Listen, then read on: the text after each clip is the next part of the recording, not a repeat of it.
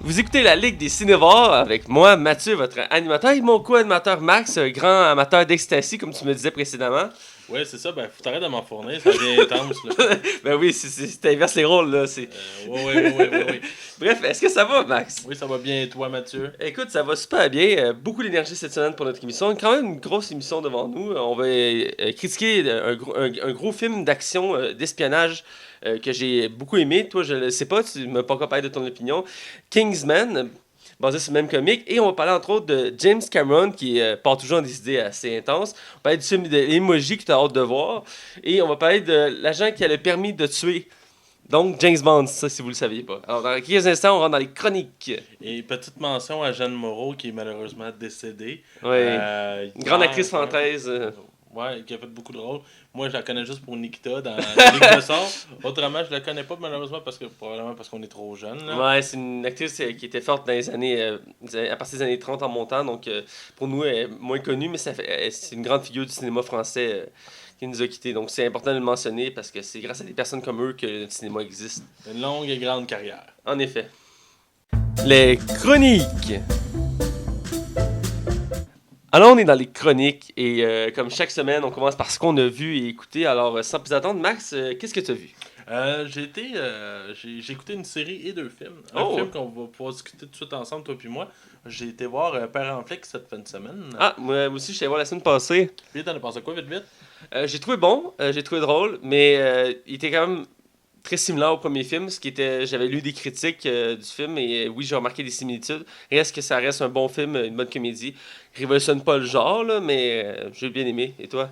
J'ai beaucoup aimé. Il y en a qui disaient qu'il était meilleur que le premier, ça, je suis plus ou moins d'accord. Ouais. J'ai beaucoup. Tu sais, il y a des bons gags, mais il joue beaucoup sur les expressions faciales. Ça a l'air bien niaiseux, là, Ouais. mais il joue beaucoup là-dessus. Mais il y a vraiment des bons gags, là, on s'en cachera pas. Ah bah oui, là. Louis José Hood, là, c'est un très bon humoriste puis là-dedans, là. Ouais, puis sérieusement, comme acteur, il se débrouille vraiment bien, Louis Ben oui. José Hood, là. Mais, tu sais, il y a comme des similitudes, il y a comme des différences entre le premier et le deuxième film qui.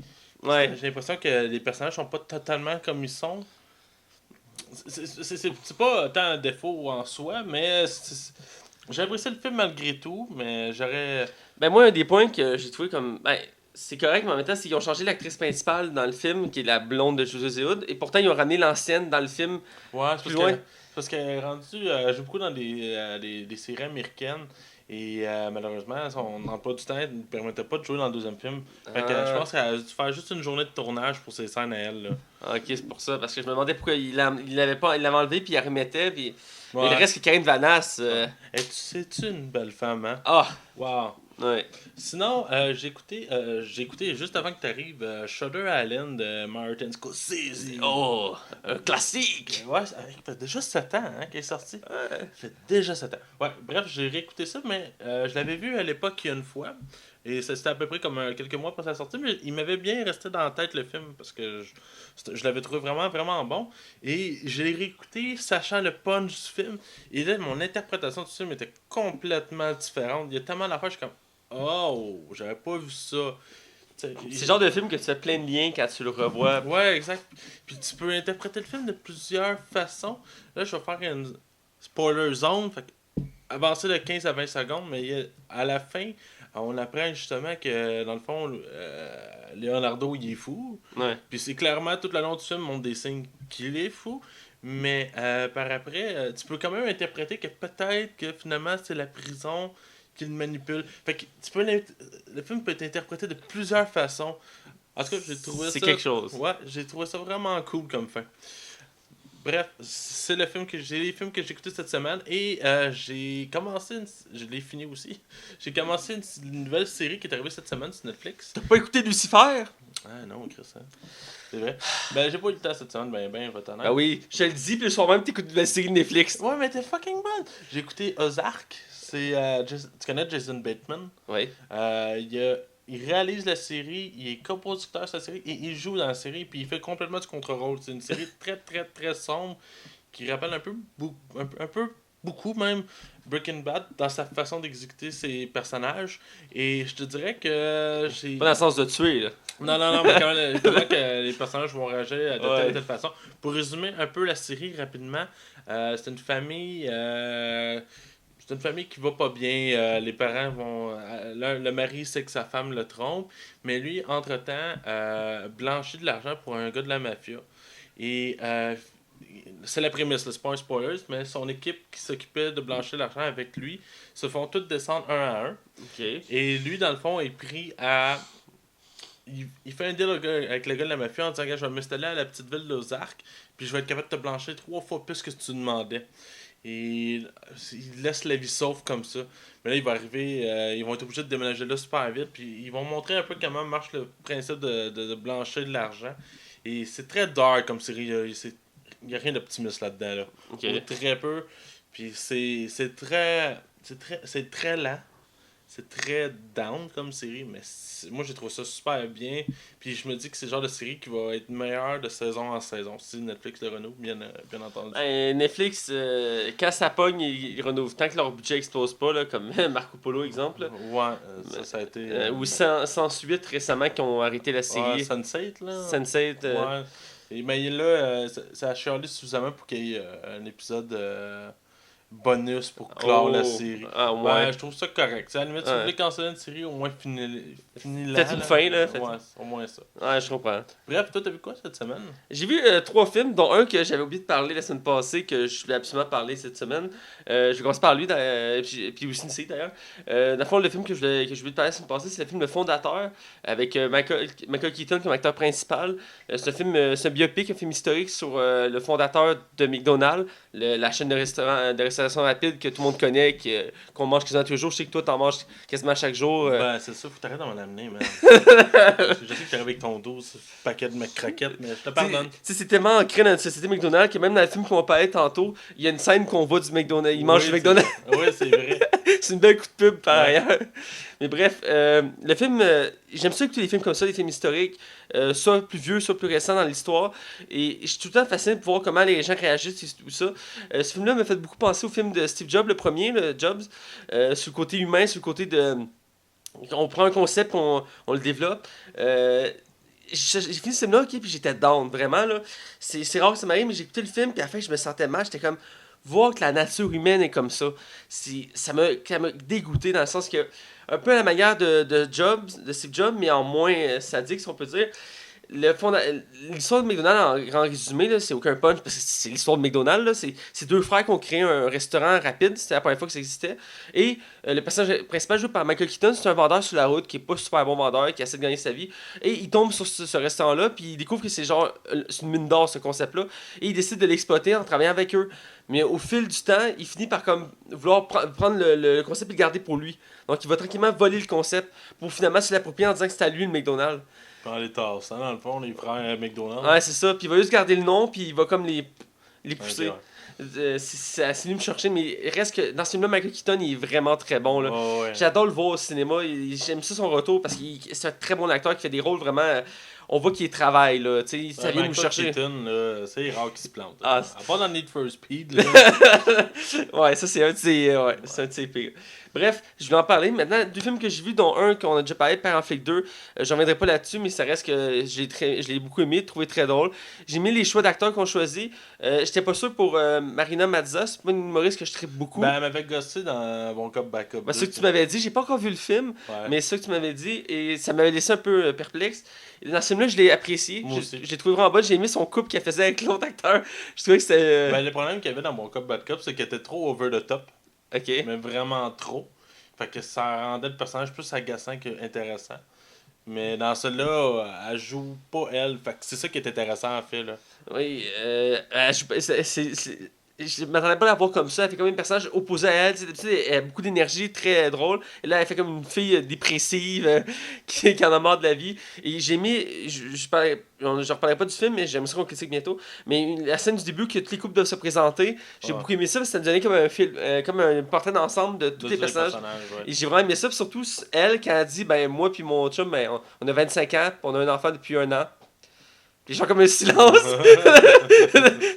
Ça résume leur situation. Mention honorable à Diane Lavallée qui fait partie de ma famille. Ah. C'est la cousine à ma grand-mère ou la cousine à ma mère si tu préfères. Et elle est très bonne là-dedans. Je l'ai trouvée très bonne. Diane Lavallée, ça c'est. Excuse-moi, j'ai un blanc là. C'est. Voyons, elle qui faisait Thérèse dans... Elle est dans ta famille? Oui. Shit, elle est malade. C'est une des plus grandes actrices québécoises. Je la vois une fois ou 2 ans. Ah, quand même! Quand même! Ben, elle est très occupée. Ah, j'imagine bien. Bref, je continue. J'ai vu un des plus gros films du moment, Valérien, La cité aux 1000 planètes. Ouais. J'ai très hâte de voir. Les bandes annonces avaient vendu un film très intéressant, avec beaucoup d'action, beaucoup d'effets spéciaux. Je m'étais promis de le voir en 3D pour voir vraiment la profondeur de ce film-là. Finalement, je suis allé voir au Cinéparc avec un de mes amis en mettant des voir Père en Flic 2. C'était un combo double, c'est 2 films qu'on voulait voir, fait qu'on s'est dit... C'est drôle le duo pareil, là. Mais... Ouais, ben, c'est surpris qu'il ait annoncé ça. Je pensais qu'il avait mixé 2 films dans 2. J'aurais mis Bon Cop, Bad Cop 2, mettons, tu sais. Ça aurait peut-être plus fité, mais reste que c'est intéressant, quoi, que le 3 quarts du monde sont partis après Père en Flic 2, puis d'autres sont arrivés pour Valérien. Mais reste que j'ai vu Valérien. Ce film, comment je pourrais dire ça? L'aspect visuel est écœurant. C'est fou, t'es ébloui du début à la fin. Chaque décor, t'es comme, ben voyons donc, voir que c'est un film indépendant français qui a fait ça. C'est débile. D'ailleurs, c'est le film le plus coûteux indépendant du cinéma à date là, de C'est l'histoire. considéré comme indépendant, ça? Ouais, il est considéré comme indépendant parce que c'est fait par un studio français qui est dirigé par Luc Besson. Ah, ok. Donc, c'est 158 millions, je me rappelle bien le budget. Ça aurait du sens. C'est très élevé. Et par contre, pour le côté histoire, est dur à suivre. Pour ceux qui connaissent les comics, parce que c'est basé sur les comics, j'imagine que c'est facile à suivre, mais pour les gens qui sont pas habitués, j'ai un peu misé à embarquer dans l'histoire. Je me suis laissé embarquer dans l'histoire, mais il y a beaucoup d'éléments qui étaient durs à suivre. Puis au début, le film fait des bonds dans l'histoire qui font que c'est dur à suivre. Au début, ça m'a donné l'impression, un peu comme dans les derniers 4 Fantastiques, où qu'en plein milieu du film, il coupe. Puis il skip genre 1 an d'un coup sec, sans aucune raison pendant. Ok, ouais. Au début du film, c'est comme ça fait des bons comme de 5. Au début, c'est genre 5, 10, 100, 200, 300 ans. Tac, tac, tac, tac, tac, tac. Fait que ça va vite. C'est juste pour mettre en contexte l'histoire, mais en mettant. Ça a accéléré les choses. Puis après, ben, il a introduit plein d'éléments. Puis les 2 acteurs principaux. Pour l'actrice, celle qui joue la méchante dans Suicide Squad. C'est pas une actrice à base, c'est une mannequin. Puis je l'ai pas trouvé super bonne dans le film, outre le fait qu'elle est belle. Là, parce que le 3 quarts du film est genre en bikini. Là, mais reste que je la trouvais pas très crédible dans son rôle. Même dans. Je sais pas si c'est voulu, mais même dans son doublage français, on sent qu'elle est pas super bonne. Pour l'acteur principal, que Ben, je sais pas, tu connais-tu. Comment il s'appelle? Yves Corbeil. Ouais. Je sais que je dérape un peu, là. Mais il avait déjà expliqué que c'est très dur de traduire des mauvais acteurs. Ouais. Il disait qu'avec Arnold Schwarzenegger, il rushait tout le temps. Là, il est rendu habitué, mais il disait qu'au début, là, il a en plus avec son accent. Ouais, j'avais déjà lu une entrevue qui en parlait que c'est l'acteur le plus dur qu'il y a eu à faire. Ouais. Excuse-moi, vas-y, continue. Je vais essayer de finir ça assez vite. L'acteur principal, que moi je connaissais uniquement de Spider-Man Amazing 2. Mais pas de Chronicle. Tu sais, les 4 jeunes qui trouvent une pierre dans un pit de terre, puis ils réussissent à avoir des pouvoirs de télékinésie. Oui, je l'ai vu ce film-là. Oui, bon, ces 2 films-là, c'est les 2 films que je l'ai vus, mais la mémoire que je me souviens de lui, c'est dans Spider-Man. Je l'avais trouvé quand même correct dans Spider-Man, outre le fait de la fin qui vire crackpot. Là.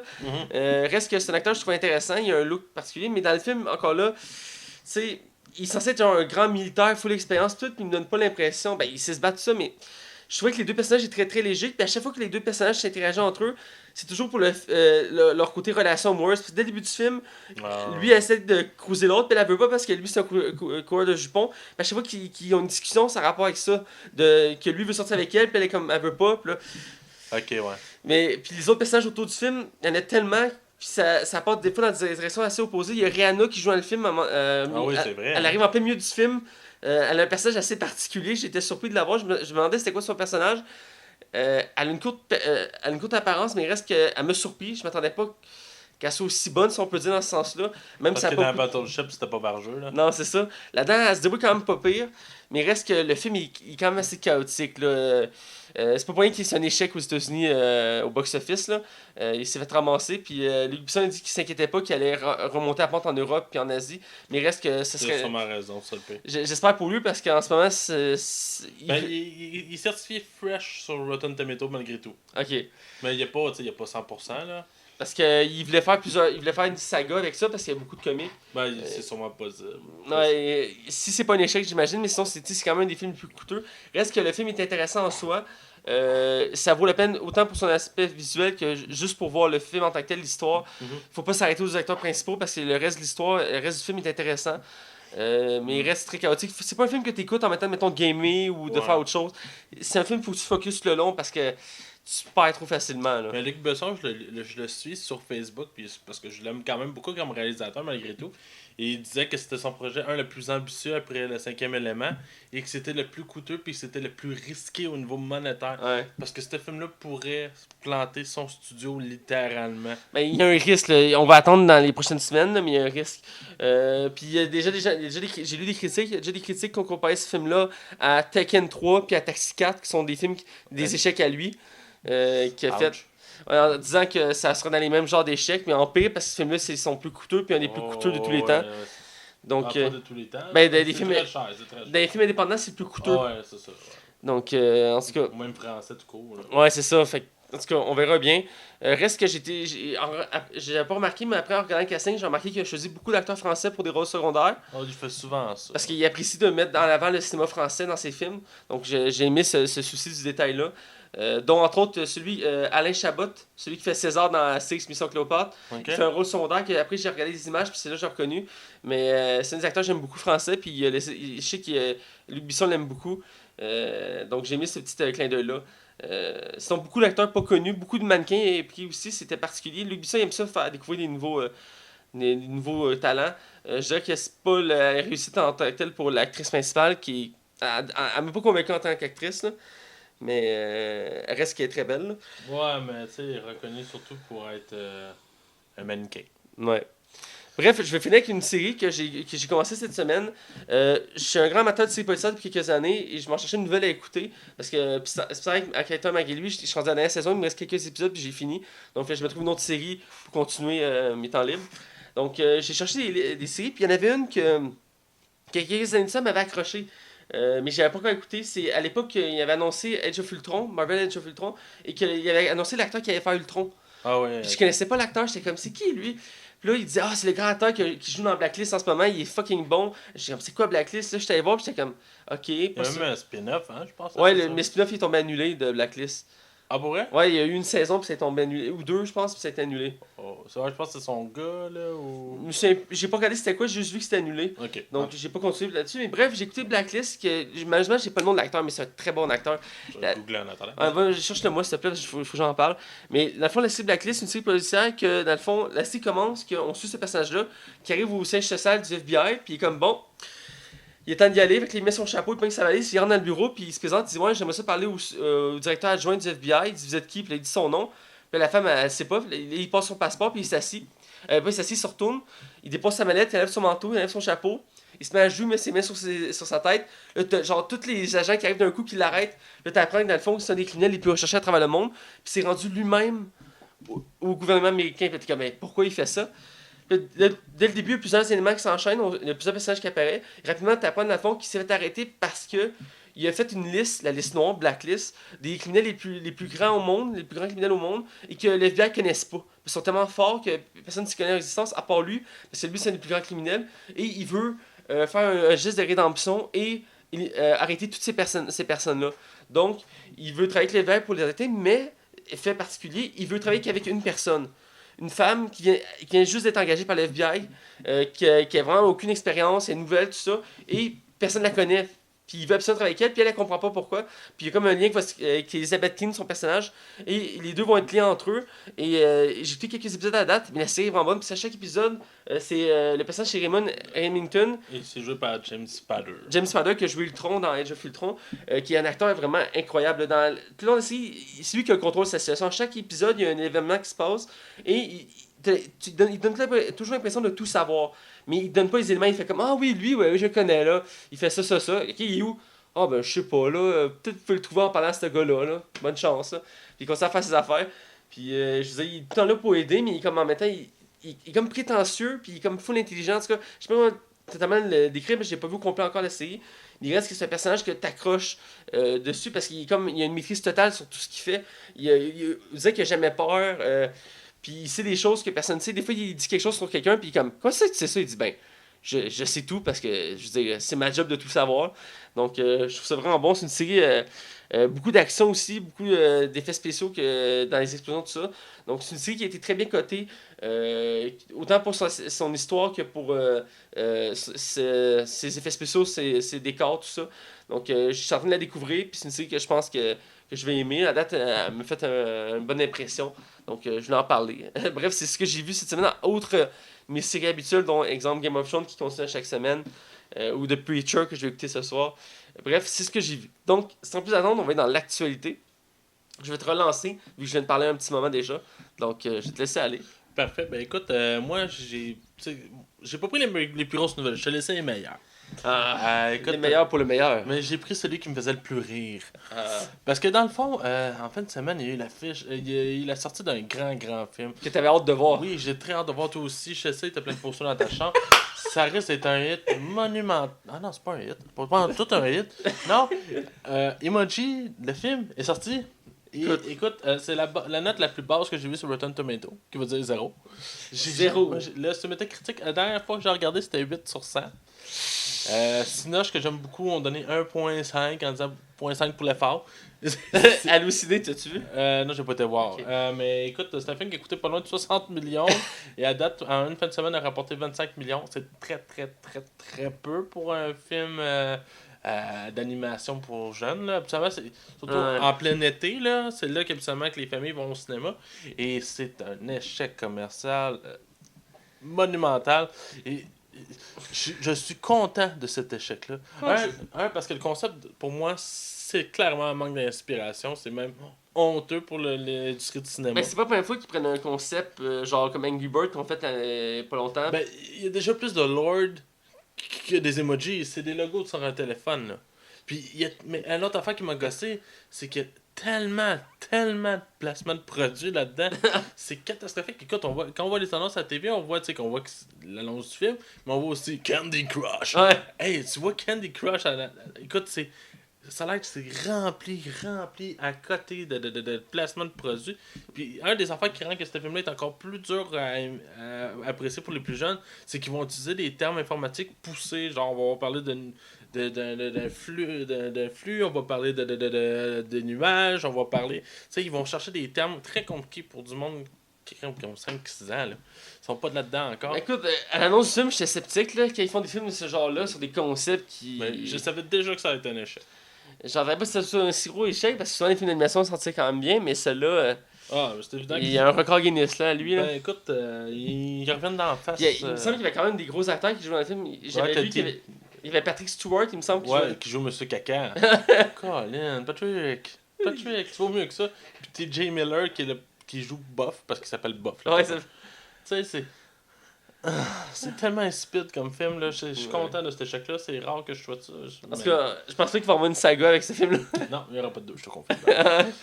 Mais parlant de suite, Hitman 2, aujourd'hui même, au moment qu'on enregistre, ça fait 2 heures que c'est annoncé. Le tournage est commencé. Malade. Avec une vidéo où on voit justement le banc des acteurs, puis qui zoome vers la droite et où on voit les petits bancs de Waps et de Ant-Man.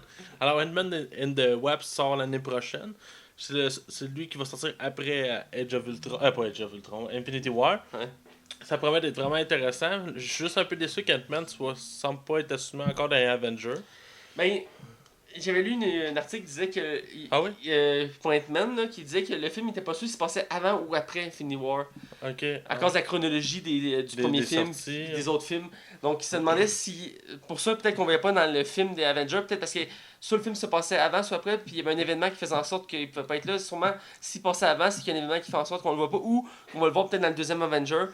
Ouais, c'est en 2 parts. Hein. Les gens ont essayé de chercher une explication un peu comme dans la bande-annonce de Justice League. Savoir qui qu'on voit à la fin, si c'est Superman, Green Lantern, Shazam. Pour moi, c'est Superman. Là. Il y a beaucoup de théories qui disent que c'est Superman, mais en tout cas, ça reste qu'il y a plusieurs théories sorties là-dessus. Mais il reste que, j'ai hâte de voir Ant-Man, ça a été une belle découverte, même si moi, mon Ant-Man préféré, c'est toujours le premier qui est Henry Pym, et que dans ce film-là, ils l'ont mis comme très secondaire, qui est vieux, puis tout ça. Ça m'avait gossé, mais j'ai fini par accepter ce fait-là, et j'ai apprécié le film. Moi, j'ai vraiment hâte, j'avais vraiment beaucoup aimé le premier. Parce qu'il y avait un casting de feu, là. Le deuxième est encore plus gros, là, avec Michelle Pfeiffer, qui va jouer la femme de Ant-Man. En tout cas, ça va être intéressant. Il y a le meilleur ami d'Ant-Man qui revient, qui est fucking drôle. Michael Cena, je pense. Cena, il me semble, ouais. Ouais, je suis vraiment pas sûr. Bref. Sinon, Daniel Craig. C'était une des grosses nouvelles, ça. Ouais, ben Daniel Craig, écoute, c'est Mon un acteur. Bond. Lui, James Bond. Il avait dit le dernier James Bond que c'était le dernier qu'il ferait parce qu'il avait... Il fait Spawn qu'on fait un autre. Là. Ouais, exactement. Que rien ne le convaincrait de faire un nouveau James Bond. Et Sony ont beaucoup d'arguments de vente. Du cash en tabac. Ben du cash. Ouais, fait que c'est ça. Ils l'ont convaincu avec l'argent. Bref, il va être là pour le 25e James Bond. Il y a des rumeurs que ce serait Nolan qui le réaliserait. Mais Nolan a dit que s'il le réalise, ce serait un reboot. Fait que Craig prendrait le bord. Ils ont fait une liste des réalisateurs les plus probables et dans la liste, ils ont retrouvé Denis Villeneuve aussi. Oui, mais c'est parce qu'il est en train de travailler sur le remake de Dune. Fait que c'est ce qui laisse hésiter. Bon, on verra. Ce serait épique que Denis Villeneuve fasse le prochain. Mais il y a un côté de moi qui est content parce que j'aime beaucoup Daniel Craig. Parce que je trouve que dans les 4 James Bond, même si. Moi j'ai la misère avec Casino Royale. Je sais qu'il y en a beaucoup qui l'aiment beaucoup. Moi j'ai un peu de misère. Je me dis, ok, ben. Je le trouve super bon, c'est pas ça le problème qu'il y a, c'est juste j'ai l'impression que là, il le fait pas par amour du personnage, il le fait par amour de l'argent. Ben, moi, il y a plusieurs choses qui me chicotent. Le premier, c'est que dans le dernier film, ça finissait bien pour lui, ça concluait la boucle. Ouais, puis il était bon, c'est pas fou, mais il était bon, puis ça ramenait le méchant plus emblématique de James Bond. Reste que l'acteur est super bon, puis qu'il avait vraiment vargé après la sortie du film, disant que c'était genre fini, puis il était vraiment intense là-dessus, puis il s'est repris récemment, puis maintenant il a accepté de refaire James Bond. Je trouve ça un peu. Mais il avait dit il y a pas longtemps que peut-être qu'il reviendrait. D'après moi, il devait surtout déjà que dans James Bond, même s'il était bon, on sentait à certains moments qu'il était comme fatigué de son rôle. Pas fatigué, juste on s'en calise. Ouais. J'ai peur qu'il fasse ça tout le long du film, fait comme ok, ben je suis James Bond. Je suis James Bond, ouais. Crème, t'es James Bond, bro! T'es James fucking Bond! T'es genre un des personnages les plus iconiques du cinéma. En même temps, c'est sûr qu'il aimerait ça faire d'autres rôles parce qu'il est connu principalement pour ça. Puis d'ailleurs, il fait un film qui sort cet été avec Channing Tatum qui fait complètement autre chose. Ouais, avec ses cheveux blonds rasés. Il est blond puis il a une voix aiguë, là. C'est quoi le nom du film? Ah, écoute, j'ai un blâme, c'est genre une gang qui organise un vol. Puis ils ont besoin de lui parce que lui, c'est un expert en explosifs, là. Ouais, ça a l'air fucké. Moi, ça me dit rien. C'est un esti de drogué blond, pis tout, là. C'est pas. C'est qui le réalise déjà? J'ai un blanc, là. Mais chercher ça, les voir la balance, me dire, what the fuck, comment il peut faire James Bond puis faire ça, là? C'est complètement autre chose, mais Daniel Craig, à la base, il a fait plusieurs rôles différents. Il est capable de faire autant de la comédie, de l'action que du drame qu'autre chose. Il avait joué, moi je l'avais connu à l'époque avec la Boussole d'or. Ouais, le film avec l'ours polaire, là. Ouais, c'est censé une saga, mais finalement le premier film a mal marché, fait qu'on n'a pas fait d'autres. Ouais, il y avait Nicole Kidman là-dedans. Ouais, Nicole Kidman, c'était les deux plus gros acteurs, c'était Daniel Craig et elle. C'était tiré d'un roman, c'était quasiment aussi populaire que Harry Potter. C'est une saga de 4 romans, puis c'était hyper populaire, mais le premier film il est sorti mitigé, donc on n'a pas fait de suite. Ouais. Mais j'avais beaucoup aimé, j'avais même lu le premier livre, j'avais accroché, j'avais même joué aux jeux vidéo, puis je l'avais film complet, je trouvais ça cool le principe de la boussole. Mais ouais, fait que là-dedans, il avait fait un personnage, il ressemblait un peu à James Bond, sérieux, tout ça, mais il y avait une barbe et tout, en tout cas. Mais il reste qu'on le voit plus vraiment autre chose que James Bond, et je pense que c'est le genre d'acteur qui aimerait ça faire autre chose pour pas être stické juste à ça. Un peu comme, mettons, des acteurs comme lui qui fait Frodon, qu'il essaie de faire d'autres rôles, mais on toujours attaché. Ou Daniel Radcliffe qui fait pas qui commence à se démarquer.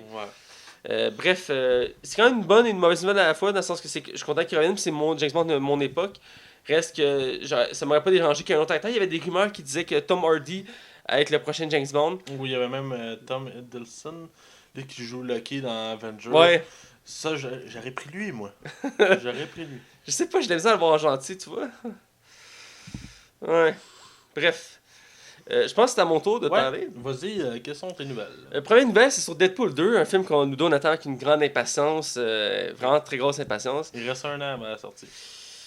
Un an. C'est loin, c'est loin.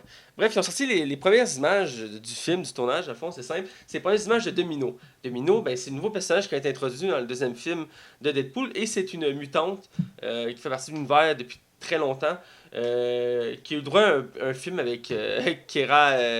Keira Knightley. Ouais, Knightley, dans le début des années 2000, qui a pas vraiment été bon. J'ai jamais vu. Moi non plus, mais j'avais vu critique il y a pas longtemps, puis c'était pas super. Bref, Domino, c'est dans le fond, c'est une mutante qui a été créée en laboratoire, qui a son pouvoir, elle peut jouer avec la chance. Dans le fond, c'est ça son pouvoir. Reste qu'elle est une redoutable maître d'armes marceaux et d'armes à feu, mais son pouvoir principal, c'est qu'elle peut manipuler la chance avec des pouvoirs magnétiques du cerveau. Et dans le fond, sa particularité, c'est qu'elle a la peau toute grise, puis elle a une tache blanche sur l'œil, avec des cheveux noirs. Et que là, dans les premiers images qu'on voit, il y avait déjà une actrice qui est une actrice noire. Et là, elle est noire, mais avec une tache blanche sur l'œil. Et elle a un afro comme cheveux. Son habit est quand même fidèle, mais reste que son look en tant que tel est pas très représentatif. Ce qui est surprenant parce que Deadpool était très. Le film Deadpool avait été très fidèle sur tout ce qui était basé sur les comics. Donc là, j'étais quand même surpris. Ça reste que ça peut rester bon, mais je veux dire, ça me chicote quand même. J'aurais aimé ça voir le look original qui fait tellement la démarcation de ce personnage-là qui est tellement unique en son genre. Ça me rend sceptique, mais je vais attendre de voir des scènes d'action, des scènes du film avant de me dire si ça me gosse ou pas. Toi, qu'est-ce que t'en as pensé? Ça me laisse vraiment indifférent, pour vrai. Écoute, moi, je trouve qu'elle a l'air cool, elle a l'air badass. Souvent, ce qui arrive, c'est que des fois, on charle beaucoup sur le changement des personnages au niveau de leur esthétique. Et souvent, finalement, la bande dessinée va s'inspirer du film pour créer le personnage par après. Genre Nick Fury. Ouais, ou même Joker, récemment, depuis Heath Ledger, il a beaucoup été modifié à l'image de ce qui a été fait par Nolan. Fait que moi, écoute, on verra bien, là, on sait pas. De toute façon, c'est pas un personnage qui est full connu non plus. Fait que d'après moi, Pour les fans des X-Men, il est quand même très connu. Oui, mais c'est on l'a jamais vu encore. C'est ça, monsieur, madame, tout le monde qui connaissent pas vraiment ce personnage-là ou qui ne connaissent pas du tout. Pour eux autres, ça leur fait rien. Fait que on va essayer de pas faire nos fans, là, mais on verra bien. Ouais, on verra bien. Comme je dis, il faut que je vois plus d'extraits pour me donner une critique. Bref, ma prochaine nouvelle est sur James Cameron, le grand réalisateur de Avatar, qui travaille actuellement sur ses 4 suites d'Avatar simultanément parce que monsieur veut absolument sortir les 4 suites d'un coup sec, nous les donner sur un plateau. Ça fait longtemps. Ça fait genre 10 ans qu'il travaille là-dessus. C'est quoi, il est sorti en 2009, je pense, Avatar 1 2009-2008, ouais. Fait que ça va faire quasiment 10 ans. Puis avant ça, c'était 10 ans qu'il avait écrit le scénario, mais qu'il avait attendu pour avoir le budget et les effets spéciaux pour faire ça. Ouais, ben c'est parce que les effets spéciaux qu'il voulait à l'époque n'étaient pas encore assez au point pour faire ça. Aujourd'hui, ils peuvent faire quasiment ce qu'ils veulent. Fait que c'est pour ça qu'il s'amuse, il fait ses 4 suites. Et là, il a parlé récemment, parce qu'il y a de plus en plus d'informations qui fuitent sur la saga Terminator. Récemment, Arnaud avait dit qu'il était prêt à continuer à faire Terminator. Et là, James Cameron a parlé qu'il aimerait ça produire une nouvelle trilogie. Au début, il avait parlé de faire un film, mais ça m'a dit je vais plus loin, je vais faire une trilogie sur Terminator. J'aimerais ça repenser la saga. Je vois qu'il y a un gros potentiel. Puis j'aimerais ça le retravailler pour en faire quelque chose de vraiment bon. Ben, en même temps, c'est lui qui a aimé Genesis, puis Genesis s'est fait ramasser. Ouais. Le film là, Genesis, ce qui est drôle, c'est qu'il était tellement pas capable de le vendre que la seule façon qu'ils ont trouvé comme pour promote le film, c'est qu'ils ont mis l'entrevue que lui disait que justement Genesis c'était un des meilleurs de la saga. Ouais.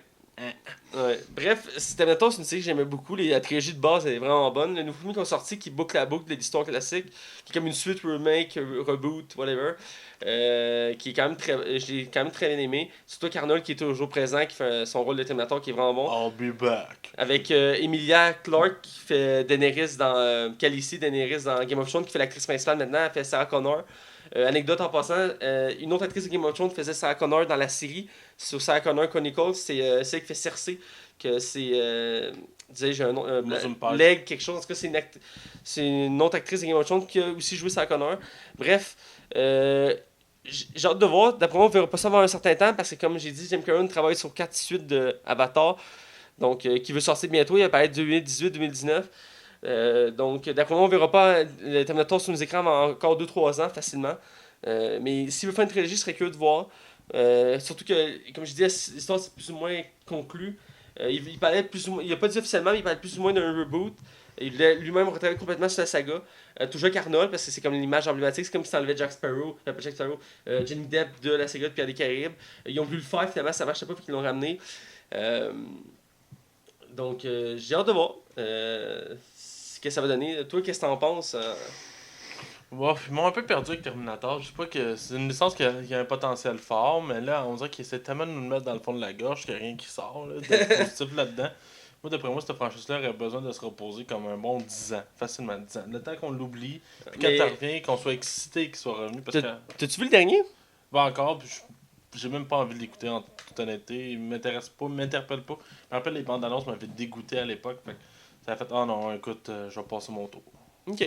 Parce que, tu sais, ils ont changé tellement souvent les acteurs de cette franchise-là que je suis comme un désintérêt total, là. Quand il y a trop de changements... Une fois de temps en temps, je peux l'accepter. Des fois, tu sais, il y a des acteurs qui changent, puis c'est comme juste une question de planning. Ou peut-être pas, ou il est même décédé. Je peux comprendre, mais là, le casting au complet est changé depuis le début, là. Ouais. En tout cas. On va en reparler plus loin, mais oui, c'est un problème qui fait qu'on peut perdre le suivi de la saga.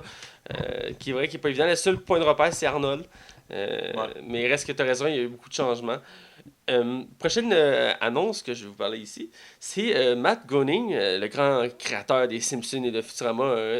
Écoute, un homme qui a du talent, là. Et là, il a annoncé une nouvelle. Ça faisait un an qu'il avait parlé d'une nouvelle série qu'il voulait faire, comique, série animée, en partenariat avec Netflix. On n'a pas eu de nouvelles et finalement, il en a reparlé récemment. Ouais, ça avait été annoncé en janvier 2016. Ouais, ça faisait un certain temps déjà. Et la série, d'abord, c'est Disenchantment. Disenchantment. Disenchantment. C'est une série comique médiévale qui va se passer. On va suivre 3 personnages principaux, dont la personnage principale, c'est une princesse alcoolique qui vont raconter plein de personnages classiques de l'univers médiéval, des lutins, des fées, des orques, des gobelins, tout ça. Et ça va traiter beaucoup de tous les sujets de la vie de nos jours, la sexualité, la guerre. Ouais, c'est ça, il y aura des critiques sociales, comme Ouais. les Simpsons à l'époque. là. Ouais, exactement. À l'époque, quand c'était vraiment bon, les Simpsons. Mais là, c'est une série animée. Je me demande s'ils vont regarder le look esthétique du dessin comme les Simpsons et Futurama. Futurama, tu sais. Je sais pas, vu que c'est la Fox. Même pour ça, je sais pas. On verra bien. Ben, tu sais, Matt Groening, il est reconnu pour faire du bon travail. Donc, d'après moi, à part que Futurama a eu de la misère à certains moments. Mais comme on disait hors ronde, c'est pas au niveau de l'écriture, c'est Non. plus au niveau. Des auditeurs. Ouais. Ouais. Reste que le projet est intéressant, ça m'a intrigué. Il m'a tout de suite accroché avec le concept. J'ai lu la discussion, j'étais comme, ça m'intrigue. Donc j'ai hâte de voir les premiers extraits pour me donner une idée, mais je suis content de voir qu'il travaille sur un nouveau projet. Ça faisait un certain temps qu'il faisait plus grand chose, à part se concentrer sur les Simpsons. Donc j'ai hâte de voir ça, c'est une bonne nouvelle, je trouve. Qui nous crée une nouvelle série, on va pouvoir profiter encore plus de son génie. J'ai une dernière nouvelle, avant d'avoir fait le tour des nouvelles intéressantes du moment. Un ancien lutteur devenu acteur Ouais, t'es encore lutteur. Ouais, il est encore lutteur, mais il fait de plus en plus une carrière d'acteur et qu'il a le droit à beaucoup de memes sur Internet tellement qu'il il se démarque du lot. John Cena. What is Pokémon? John Cena! Il y a tellement de memes, j'en ai écouté l'autre jour avec un de mes amis. Ah, Là. ça, c'est un de mes memes préférés cette année-là. John Cena. D'ailleurs, la série que j'écoutais en ce moment, qui m'a fini Psych, enquêteur malgré lui, il y a un des épisodes à un moment donné que une des personnages principales, c'est une enquêtrice de police, et elle dit mon frère est en ville, il travaille pour le gouvernement, il a un rôle top secret, je sais pas vraiment c'est quoi, mais il a besoin de moi, fait qu'il faut que j'aille le voir. Puis elle va le voir, puis c'est John Cena. Oh, wow. Puis genre, juste avant, il fait une scène d'action, genre dans un entrepôt qui bute plein de personnes et des explosions partout, puis genre full épique. C'est John Cena, là. Puis j'avais bien aimé le voir, j'étais genre, c'est vraiment, il me fait penser un peu à Chuck Norris du côté comme, vraiment, tu sais, qu'il est il est en haut des autres, là, en termes de personnalité. Mais ce que j'apprécie de John Cena au niveau acteur, parce que je connais rien dans la lutte, là, je suis vraiment pas un amateur de lutte, mais. Toi, tu juste la lutte féminine, hein? Même pas. Je sais pas ce que tu fais de tes temps libres, là, mais. Non, mais John Cena, ce que j'apprécie, c'est qu'il accepte l'autodérision. Ouais. Tu sais, il a l'air très Caricatural. Oui, merci. C'est ça. Ben, il a l'air de ça, tu sais. Il a l'air d'un gros tough douchebag, mais dans le fond, il l'assume totalement. Ben oui. Écoute, il y avait un film dans le temps que j'avais vu de lui. C'était The Marine. Oui, de Marine. J'avais aimé ce film-là. Écoute, c'était pas. T'avais pas besoin. Tu mettais ton cerveau à off puis t'écoutais ça. Mais je l'avais trouvé bon, ce film-là. Je pense qu'il essaie de devenir le nouveau The Rock, là. J'avais revu un extrait qui est dans un épisode, c'est la série Scooby-Doo, la série animée. Ouais. Dans un des épisodes, à un moment donné, ils doivent travailler avec John Cena, puis c'est vraiment John Cena qui est là, qui fait sa voix, puis tout. Puis il est vraiment épique, il fait des scènes d'action, puis tout. Puis il fait vraiment plein de projets, cet acteur-là. Et d'ailleurs, la nouvelle, c'est que il était choisi pour faire partie du casting du premier spin-off de la saga Transformers, une de tes sagas préférées. On le demandait. Est-ce qu'on avait hâte? Ah, écoute, je suis impatient. Voici ici le sarcasme. Le premier spin-off va être sur l'histoire de Bumblebee. Répète-moi ça. Bumblebee. Ok, c'est bon. Moi, j'ai hâte. Qui a déjà 2 acteurs confirmés. Donc, la première, c'est Ellie Linfield, qui est une chanteuse-actrice qui va faire le rôle principal. C'est elle qui va trouver Bumblebee, qui va le. Parce que l'histoire, c'est que ça va se passer 16 ans avant le premier film, où elle va tomber sur Bumblebee, qu'elle va le sauver, puis ensemble, ils vont développer une amitié. Puis c'est décrit comme qui va être une coccinelle jaune de Volkswagen. J'étais surpris parce que dans les films actuellement, c'est une Mustang. Donc, je suis curieux de voir pourquoi. Et lui va faire un des personnages principaux. Ils n'ont pas économisé qui sont son personnage. Peut-être qu'il va faire le méchant, peut-être qu'il va faire l'acteur principal gentil. Même le mentor, peut-être. Le mentor, peut-être. Sûrement, il va faire militaire, un truc du genre, il y a le look. Là. Donc, sûrement. je vois tellement le militaire épique. Là. Mais ça se passe avant les films actuels? Ouais, ça se passe genre 16 ans ou 18 ans avant. Fait que les Transformers, le monde connaît déjà les Transformers. Ben non, c'est parce que c'est genre lui. Est-ce que j'ai lu le résumé? C'est que Bumblebee, c'est genre crashé sur Terre, puis comme inconscient. Puis elle le retrouve genre dans une benne à ordures, puis elle le réanime dans les poubelles. En tout cas, c'est pas bien clair indiqué. Puis ensemble, ils vont comme développer une amitié, puis il va y avoir un ennemi qui va apparaître, genre sûrement un ennemi secondaire des Transformers qui va être là, parce que les plus gros sont déjà sortis. Donc, je serais curieux de voir comment ça va s'impliquer dans l'univers des Transformers, parce qu'ils ont parlé qu'ils voulaient faire un universe des Transformers, ça étant le premier spin-off. Ils vont faire un peu comme Star Wars. Une année, ils vont avoir un film de la saga, l'année suivante, c'est un spin-off. Ils veulent... Je te vois comme... T'es comme... tu manques de souffle, là. Écoute, j'écoute tant mieux pour le monde qui aime ça. Mais à date, écoute, Box Office, le dernier de Last Night, là, il a fait la moitié, c'est pas un peu moins que le 4e film. Mais il s'est fait très critiquer pour son scénario qui était très... Quasiment les 5 films sont fait très critiqués pour leur Ben, scénario. les premiers, ils passaient mieux. Les 2 premiers passaient mieux. Le 3e était correct. Le 4e... Ça paraît que c'était vraiment mauvais, là. C'était, disons, ils ont passé une autre direction qu'on s'attendait pas, mais le scénario était très bancal. Je l'ai pas aimé, là. Et le 5e, à espérer, c'est le pire en termes de scénario. Il n'y a vraiment aucune profondeur. L'histoire est très simple, très évidente. Beaucoup d'actrices... Michael Keaton, excuse-moi. Michael Bay aime 2 choses dans ses films. Les explosions. Les filles en bikini super belles, genre Megan Fox dans les premiers qui a plus voulu le faire. C'est un peu quand elle ouvre le hood du char dans le premier. Écoute, je pense que c'est juste ça que je me rappelle de ce film-là. Tu sais qu'elle a détesté ça parce qu'elle se sentait comme un objet dans le elle a raison, c'est plate, mais elle a raison. Puis, Aspirant, dans le dernier film, il explique pourquoi le personnage principal de la première trilogie n'est plus là. C'est expliqué enfin pour qu'il y ait comme une cohésion qui se suit. Parce que c'est toujours le même univers que ça se passe tous les films. Donc, je l'ai su parce que je me suis spoilé, mais puis je t'en ai déjà parlé, je pense. Mais reste que tout se suit. Donc, ça, il va faire un univers. Je suis pas certain de ce que ça va donner, mais le premier spin-off est en chemin avec John Cena, entre autres. Donc, je serais curieux de voir ce que ça va donner. Reste qu'il s'améliore pas en ce moment. Surtout que Michael Bay n'arrête pas de dire qu'il veut s'en aller, mais qu'il revient tout le temps. Mais là, je pense qu'il a fini pour de bon, là. Parce qu'il voulait arrêter après le 3e, hein. Puis il a fait le 4e, puis il a fait le 5e, là. S'il te plaît, arrête. Ben, d'après moi, il veut faire un chiffron, il va faire souvent 6 films, tu sais, pour comme ça. 2 trilogies, là. Bref. C'était nos nouvelles de la semaine. Alors, sans plus attendre, on va être dans la zone cinéma. Hey Matt, mais qu'est-ce que tu fais? Je suis en train de donner un don à notre Patreon. Mais c'est quoi Patreon? Patreon, c'est un moyen de collecter des dons pour aider notre podcast à s'améliorer. Mais comme quoi? Comme améliorer le son et même avoir un aspect visuel. Alors, je vous invite à aller donner un don à notre page Patreon. Le lien est sur notre page Facebook.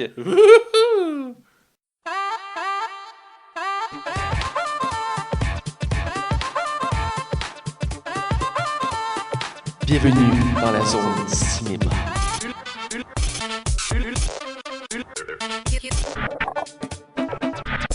Alors, on est dans la zone cinéma. Ici, on traite de sujets chauds. Très chauds. On vient de sortir du four. Ah! C'est chaud. C'est chaud.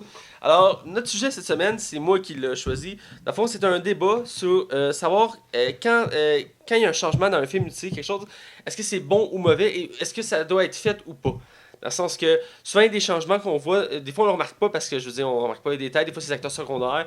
Des fois, c'est des acteurs principaux. Des fois, c'est un acteur vraiment principal d'une saga qui change complètement. Et est-ce que c'est une bonne chose, une mauvaise chose? Est-ce que ça aide la série ou ça l'aide pas? C'est une question intéressante parce que souvent, ça peut scraper une saga.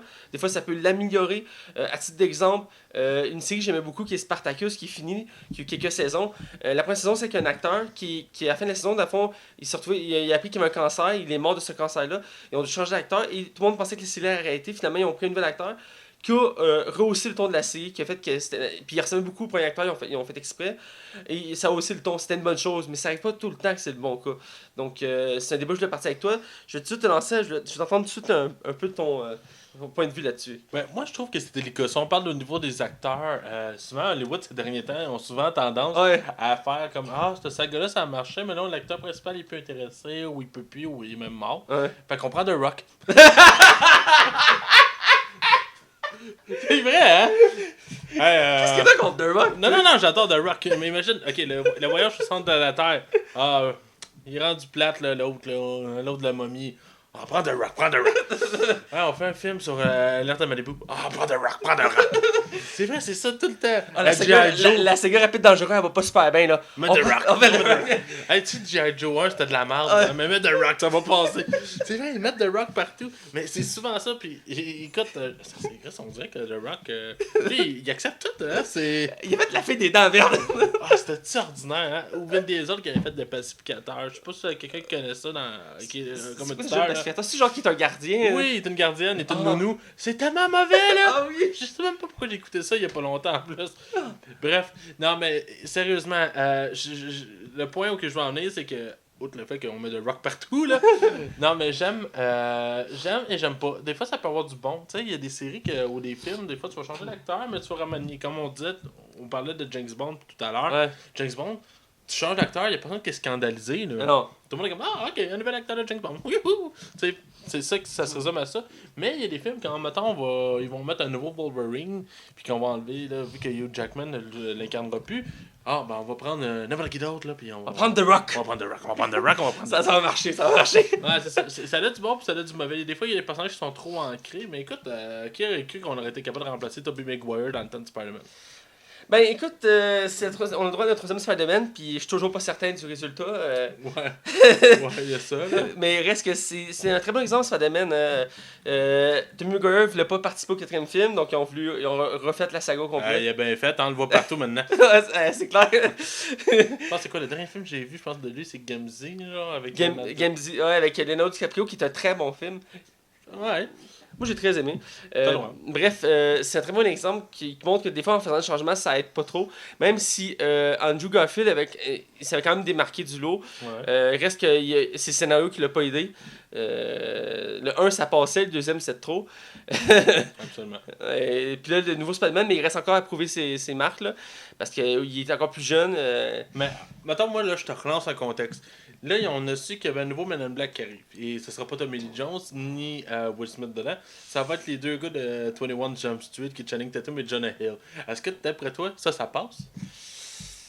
J'ai la misère à voir ces deux univers-là se croiser. Vois-tu? Je vois pas ces deux univers-là rentrer. Moi, j'ai l'impression que ce film-là va être puissant. Je sais pas pourquoi. Puis pourtant, c'est. À l'époque, les deux Men in Black, le 3 il est bon, mais un peu moins bon. Ah, le 2 était chier. Là. Mais les deux premiers Men in Black, moi, quand j'étais petit, j'étais émerveillé par le film. Oh oui, dans le temps. Là. Les effets spéciaux, l'action, tout ça. Les scénarios, le premier était écœurant, le deuxième était correct. Le deuxième, t'as-tu déjà réécouté il y a pas longtemps? Fait longtemps que je l'ai vu le deuxième. Il y a tellement d'erreurs dans ce film-là. Je fais juste une mini parenthèse puis je te laisse continuer. À un moment donné, Will Smith doit embarquer sur des genres de petits vaisseaux pour aller frapper l'ennemi. Puis ils ont oublié de le mettre dans le montage. Les petits vaisseaux qui embarquent dessus, fait qu'ils sautent dans le vide avec des cordes. En tout cas, bref, je sais qu'une des pires scènes, c'est. Je vais finir ta parenthèse. À un moment donné, il y a comme un verre qui sort du sol. Ouais. Puis là, il parle, puis le verre repart. Oui, puis là, il disparaît. La scène suivante, il n'y a plus de trou. Il n'y a plus de trou, il n'y a plus de verre, puis il y a juste Will Smith qui envole dans les airs. C'était film-là est catastrophique. Ouais, avec Michael Jackson. C'est le premier ou le deuxième qui était là, Michael Jackson? Deuxième, ouais, c'est ça. C'est l'agent M. Mais dans le premier, il en font clin d'œil disant que c'est un extraterrestre. Puis dans le deuxième, il fait l'agent M. C'est drôle. Mais ça, c'est drôle, tu sais. Ouais, bref. Je suis curieux de voir pour ces acteurs-là. Ça me fait penser. J'ai brièvement écouté Ted 2. J'ai pas écouté au complet il y a pas longtemps à la TV. Après un party chez des amis, on voulait se relaxer un peu. Il jouait à la TV. Et une des scènes qui disent son Comic-Con, puis là t'as comme le Comic-Con est d'ici, puis ils disent alors le nouveau Superman est Jonah Hill. Puis t'es comme non! Jonah Hill, il y a pas le look de Superman. C'est comme quand tu changes un acteur comme ça, est-ce que il y a des acteurs qui sont pas faits pour des rôles, puis Jonah Hill, ben c'est lui dans 22 Jump Street là, c'est. Ben écoute, on charlait beaucoup, mettons, on voit mal Seth Rogen, mettons, faire un film de super-héros, mais il y en a fait un. Ouais. The Green Hornet. Le frelon vert. Je sais pas pourquoi j'ai aimé ce film-là. T'étais gelé, sous, drogué. À cette époque-là, oui, mais. Déjà, ça va, c'est que Max était dans une rockstar. Je sais pas pourquoi j'ai aimé ce film-là, mais. Le plus, c'est basé sur un grand comique. Oh, oui. Puis c'est un mec parce qu'il avait fait un film dans les années 80. Ouais, c'est ça. Ben, c'est une série à la base. Une série, ouais, c'est ça, c'est une série des années 80. Ouais. Puis c'est Seth Rogen qui jouait dedans, je me rappelle. Ouais, c'est ça. Il avait perdu beaucoup de poids pour ce rôle-là. Puis il a tout repris, mais. Il y a des acteurs de même, là. Mais les changements, des fois, tu sais, il y a des petits changements qui sont des fois. qui paraissent pas, mais en même temps qui peuvent paraître. Exemple, dans le premier Iron Man, le meilleur ami de Tony Stark, qui est son ami noir, Ah, oui, oui, oui. ils ont changé l'acteur dans le deuxième film, puis après dans le reste de la saga, parce que l'acteur principal est en conflit avec le réalisateur, je me rappelle bien. Ouais, ça, c'est une histoire de même. Et donc, ils ont changé. Maintenant qu'on est rendu, on le remarque plus, mais si quelqu'un repart la saga du début, puis il voit ça, moi, au début, quand j'ai vu le changement, ça m'a gossé. Au début, là, Ouais, je te dis ça m'a bugué, là. J'étais comme, ben pourquoi? Il aurait dû le faire encore parce que on le voit plus non plus. C'est quoi, c'est Martin? Non, c'était Lawrence? Je connais pas le nom de l'acteur. Ouais, non, Mais il revient tranquillement parce qu'ils l'ont fait apparaître dans Age of Ultron. Il est apparu dans Civil War. Il s'est fait tirer une balle dessus. Non, mais je parle pas du personnage, je parle de l'acteur du premier. Ah oui, on le voit plus, lui, non. Non, c'est ça. En tout cas, j'ai pas connaissance de l'avoir vu récemment. Là. Mais ouais, il y a des changements de même qui gossent. Ou un autre très bon exemple, c'est Hulk. Si on reste dans les comics, là, il y a eu 3 changements d'acteurs pour Hulk, là, en 3 films. Là. Le premier Hulk était un échec en soi. Je me sais plus qui est l'acteur qui faisait. C'était Eric Bana et c'était réalisé par Ang Lee. Ouais. Ang Lee, c'est lui qui avait réalisé Brokeback Mountain, quand tu y penses. Oh boy, ok. Ben, Brokeback Mountain est un très bon Oui, film. je sais, mais comparé à Hulk, là, c'est quelque chose. Ouais. Le deuxième, c'est un acteur quand même très bon qui le faisait dans le deuxième. Edward Norton, là. Edward Norton, exactement. Et là, dans le troisième, ils ont pris Mark Ruffalo. Qui est tant qu'à moi le meilleur, là. Ben, entre les trois, je dirais que oui, c'est le meilleur, mais en même temps, quand on essaie de suivre la saga. Parce que le Incredible Hulk fait partie de l'univers, là. Ouais. Il est compté, là. Puis dans Civil War, ils ont fait un autre lien, ils ont ramené le méchant de. Ouais, du premier dans Civil War. Ouais. Fait que forcément, le film compte, tu sais. Mais c'est buggant parce que quand t'essaies de suivre, quand t'es pas fait bien avec un univers comme ça, pis t'essaies de suivre les univers puis de comprendre l'histoire, puis ils font des changements de même. Tu sais, même là, sur le coup, Mark Ruffalo, ça m'avait bugué parce que j'avais écouté les autres films avant. Puis là, je vois lui, j'étais comme, c'est qui lui? Puis là, il dit c'est Hulk, là, je suis comme, oh ça c'est Hulk. C'est pas l'autre, là. Ouais, j'avais été un peu déçu du changement de casting, mais Edward Norton avait dit qu'il voulait plus le faire non plus, puis il s'était engagé de trop de films aussi. Hein. Ben, il voulait plus vraiment le faire, puis le réalisateur, Josh Whedon, il aimait pas trop l'acteur pour son. Ouais, parce que Edward Norton, il a tendance souvent d'aller sur des plateaux, puis de dire au réalisateur, non, tu fais pas ça. Chris, t'es l'acteur, mais t'es pas le réalisateur. Là. Lui, il sait ce qu'il fait, là. Lui, il est là, il a son planning de la journée. Là. Parenthèse, c'est drôle, il fait ça dans Birdman. Comme de fait, là. Il a pas de ramasser Michael Keaton, et genre, non, c'est comme ça qu'on fait. Ouais, mais je pense que c'est une des raisons pourquoi son personnage est ainsi aussi. Je pense que c'est une belle représentation de lui. Mais il reste qu'il y a beaucoup de changements de même. Puis des fois, c'est souvent buggant. J'ai un autre exemple, Game of Thrones. Un des personnages principaux qui suit Daenerys dans sa saga. Dans l'une des premières saisons, c'est lui qui fait maintenant le transporteur, le nouveau transporteur. Oui. Il a quitté la série. Il a quitté la série pour faire le transporteur, pour refaire la nouvelle saga. Il est revenu pour le faire? Non, ils ont changé l'acteur pour un autre acteur qui ressemble fuck all pas. Okay. Puis, du coup, quand tu vois la nouvelle saison, t'es comme, c'est qui lui? Puis il dit son nom, là, t'es comme, mais non, c'est pas lui, là, c'est pas lui, il ressemble fuck all pas. Quel mauvais choix de carrière. Quel mauvais choix de carrière. Game of Thrones est au sommet en ce moment. Il avait promis une nouvelle saga, tu sais. C'était-tu mauvais, hein? Surtout que, si on parle de changement d'acteur, Jason Statham, il voulait pas le faire, il voulait plus. C'est ça. Mais c'est-tu Luc Besson qui avait fait celui-là aussi? C'est pas lui qui a fait Transporteur, Luc Besson. 1, 2, 3, c'est lui, ouais. Okay, mais le dernier, il me là. semble le dernier, c'est. Ben, continue, j'en sais. Je vais googler. Ouais. Mais reste qu'il y a des changements de même. Tu sais, il y a un des personnages, comme tu disais, Wolverine, que tu peux pas. Je pense pas qu'il serait capable de trouver un autre acteur aussi parfait pour ce rôle-là. Tu sais, c'est comme Ryan Reynolds en ce moment. Il va établir le Deadpool que. Je pense qu'on peut pas voir d'autres personnes en Deadpool que lui. C'est des bugs des fois qui gâchent les sagas. Je veux dire, on peut être Terminator tantôt. En voulant trop changer les acteurs, on finit par perdre le fil, on finit par perdre la profondeur de l'histoire. Il y a toujours Arnold qui est présent, puis c'est l'âme de la série, mais reste que quand on essaie de le suivre, puis on se perd.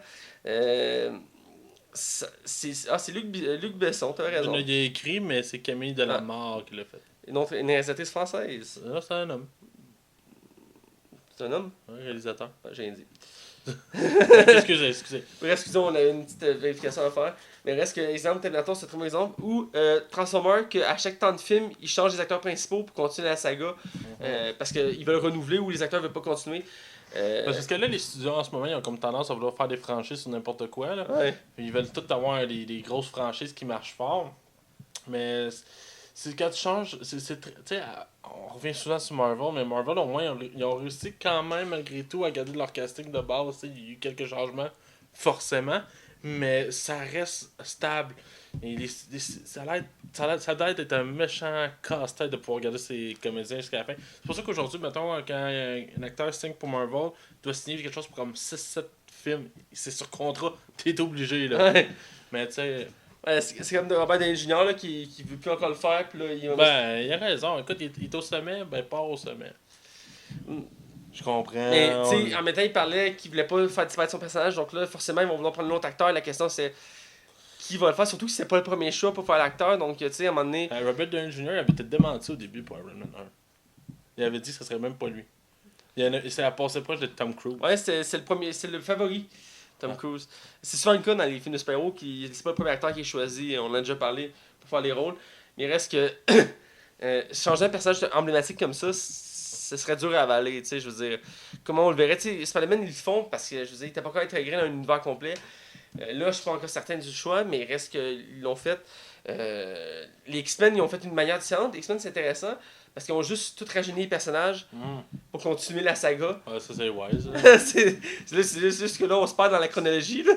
Ouais, beaucoup. C'est parce que c'est ce qui arrive, c'est parce que tu sais que ces super-héros-là, même jeunes, avaient leur pouvoir. Ouais. Fait que tu peux te permettre. Mais oui, la chronologie des X-Men est tout croche, anyway. Ouais.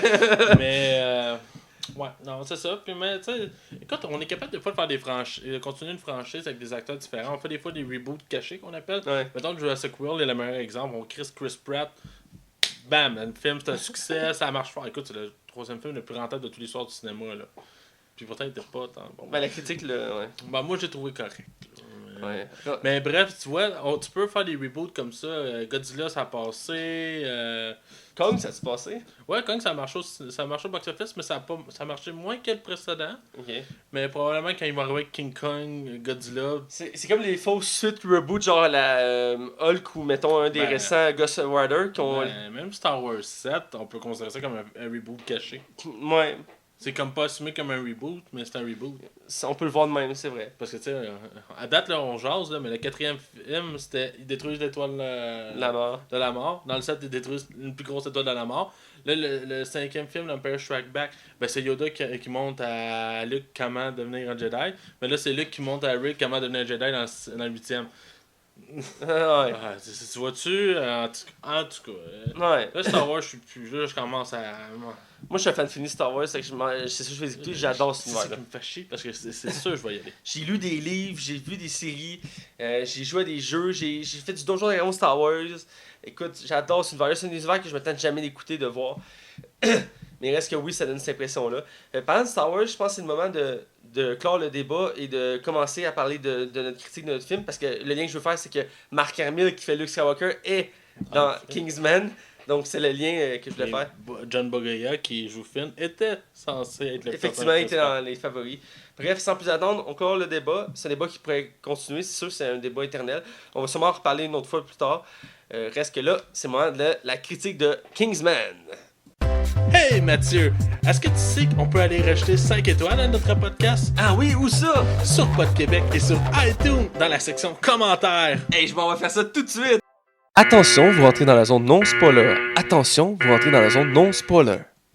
Alors, vous êtes du côté non-spoil et cette semaine, on critique le film d'espionnage d'action de Kingsman.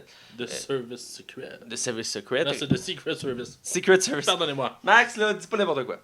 Réalisé par Matthew Vaughn, qui a entre autres réalisé X-Men First Class et Kick-Ass, 2 très bons films que j'ai aimés. Pour moi, c'est le meilleur X-Men, puis ouais, c'est le meilleur Kick-Ass aussi. Ouais. Puis je veux dire, avec ce film-là, c'est son 3e film basé sur un comic, donc je pense qu'il aime beaucoup les comics. Moi, là, moi, je suis allé voir ce film-là au cinéma, puis c'est un des premiers films que j'ai juste été voir parce que j'aimais le réalisateur. Ah. Tu sais, la bande-annonce m'a fait comme, ah, ça a l'air bien, mais le réalisateur, je savais tellement j'avais tellement aimé ses films, ça fait. Fuck it! J'étais allé voir ça tout seul en plus. Moi, j'étais pas comme. J'en avais déjà parlé, mais l'acteur un des acteurs principaux, Colin Firth, j'étais pas certain de lui, fait que je l'ai vu avec des amis, pas au cinéma, chez des amis, puis finalement, je l'ai adoré. Bref, on en reparlera plus loin de la critique. Acteur, comme je dis, Colin Firth, un des acteurs principaux, avec Samuel Jackson qui fait le méchant. On a Mark Strong qui fait Merlin, qui fait un des gentils. Il y a aussi, on a oublié un des principaux, c'est Michael. Michael Caine. Michael Caine qui fait le chef des gentils, dans le fond, là, qui fait Arthur. Et on a l'acteur principal qui est joué par Taron Egerton. Qui est le personnage principal en soi, mais c'est drôle, sur IMDb, il est même pas considéré comme l'acteur principal. Colin Firth passe en premier. J'imagine Colin Firth. Pourtant, on le voit quoi, 95% du film? Mais il faut dire qu'il était pas très connu comme acteur, donc... Non, c'est ça, il a fait quelques rôles, mais je pourrais pas te dire lesquels. Ouais. C'est distribué par... La Fox. La Fox, tout simplement. Produit par Marv Film. Je te laisse avec les anecdotes. Ouais, c'est ça, tout à l'heure, je parlais de John Boyega qui avait été pensé pour être le personnage principal. Finalement, ça a été justement Taron Egerton, mais il y avait aussi Aaron Taylor Johnson qu'on connaît justement pour Kick-Ass et Godzilla, et même Quicksilver dans Age of Ultron. Mais finalement, aucun de ces deux choix-là a été pris. Mais quoi que je trouve que c'est un bon choix de casting qu'on a actuellement. On a eu le personnage Roxy qui finalement été interprété par une actrice peu connue, mais à la base c'était Emma Watson qui était envisagée. Ouais, ça a été c'est de valeur parce que je l'aurais bien vu là-dedans. Mais je pense qu'Emma Watson, les films violents, c'est pas son truc. Quoique je parle peut-être à travers mon chapeau. Ben, elle a fait un film, il y a pas longtemps qui sort sur les vidéos, c'est un film genre d'horreur où que genre. Ah ouais, elle fait partie d'une secte puis genre elle tue du monde là. Ah ok, ça je savais pas, excuse-moi. Ouais. Tu vois, je parlais à travers mon chapeau, j'étais pas sûr. Ouais. De plus, il y a eu quelque chose qui est intéressant par rapport à ce film-là. Il y a eu tu sais, ils font beaucoup des fois des films des fois d'horreur ou même Spider-Man, ils font de la promotion, ils vont faire des pranks avec les films. Mais là, on a un concept que je trouve plutôt original. Ici, ce qu'ils ont fait, c'est qu'ils ont lancé un concours pour faire l'affiche officielle du film. Okay. Et dans le fond, t'avais ceux qui le faisaient, ils pouvaient recevoir jusqu'à 500$ par comme prix si le monde votait pour l'affiche. Et si la Fox et le réalisateur appréciaient le poster, ils achetaient le poster pour le film et ils donnaient carrément 5000 personnes à la création du poster. Est-ce qu'ils l'ont choisi Ouais, c'est la fameuse affiche noire avec le rond de Kingsman et que Colin Firth sur l'affiche. Nice. Et toi, tu penses que t'as une petite anecdote sur Mark Hamill que je connaissais pas? Ouais, Mark Hamill, pour ceux qui ne connaissent pas, c'est lui qui fait Luke Skywalker dans Star Wars et qui aussi est reconnu mondialement pour la voix du Joker en doublage anglophone. Dans le film, il fait un rôle secondaire, il fait le rôle du Dr. Arnold, le professeur Arnold, excusez-moi. Dans les comics, le professeur Arnold, c'est le méchant du comic. Et dans le comic, il capture Mark Hamill, qui lui est le professeur. Et Mark Hamill, c'est un hommage à Mark Hamill. Donc, pour rendre hommage à son hommage, il fait le rôle du professeur Arnold dans le film. D'ailleurs, c'est une de ses rares présences au cinéma depuis Star Wars parce qu'on voyait presque plus au grand écran. J'étais très content de le voir. J'ai tout de suite reconnu quand je l'ai vu. J'étais genre, hey, c'est Mark Hamill! Je trouve ça cool de le voir. De le revoir à l'écran parce que c'est un bon acteur. Puis même pour le peu de temps qu'il est là, j'ai aimé sa présence. Ouais, moi aussi. Ses réactions dans la première scène qu'on le voit sont vraiment bonnes. On en reparlera un petit peu plus loin, mais il reste que c'est une belle anecdote.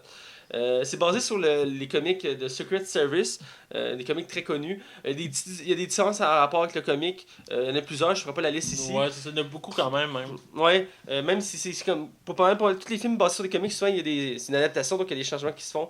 Exemple, le personnage principal n'a pas le même nom à ce que j'ai lu. C'est un des détails qui a été changé. Et aussi, le personnage principal, il y a un lien plus important avec les Kingsmen que dans le film, même s'il y a un lien important, mais il y en a un encore plus gros que ça. Mais tu sais, c'est une adaptation et non. Ouais, reste qu'il y a beaucoup de choses qui sont assez fidèles. Sinon, pour le budget.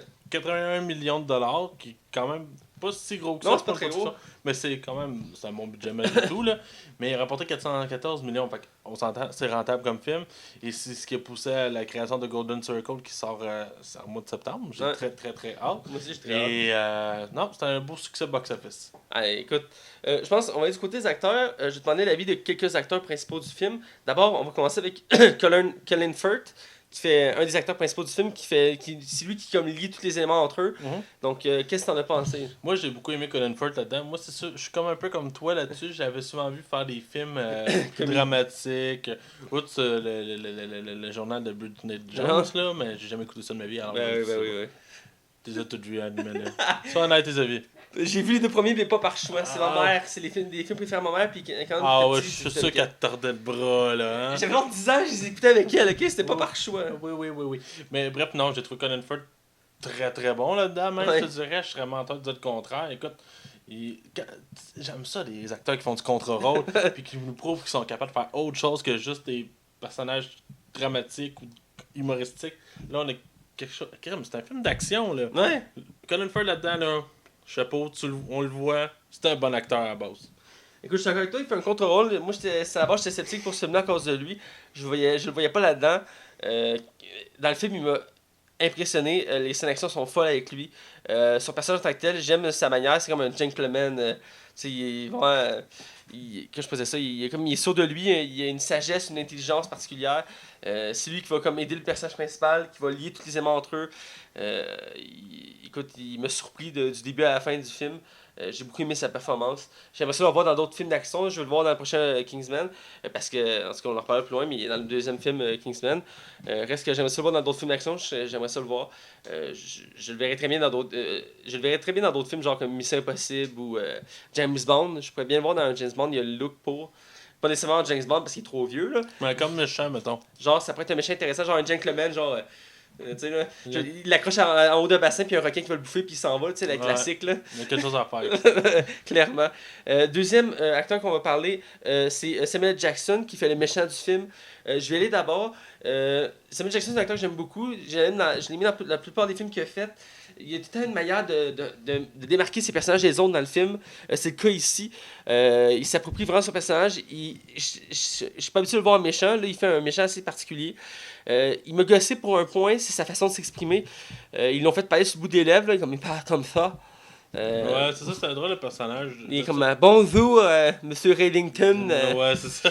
Je suis comme, calice. Vous faites partie des Kingsmen? Non, je suis pas capable de le faire comme toi. T'es pas facile pareil comme ça. Non, Puis aussi son look, il a l'air d'une espèce d'ado, là, il est comme habillé avec un chandail et une casquette. Il est comme trop vieux, mais il agit comme un jeune. Il est comme buggé, là. Mais même son plan, en tout cas, on reviendra. Là. Ouais, mais reste que c'est un méchant. Écoute, il est mémorable, mais en même temps, il m'a gossé pour ça. Reste que. Il t'a gossé? Il m'a gossé pour sa façon de s'exprimer, mais le reste, j'ai aimé son côté, son plan, son histoire, sa manière d'agir. J'ai trouvé ça bon. J'ai aimé ça le voir méchant. J'aime ça le voir plus souvent méchant, Samuel Jackson. Je trouve qu'il a une gueule pour faire ça. Sauf le fait de parler comme ça.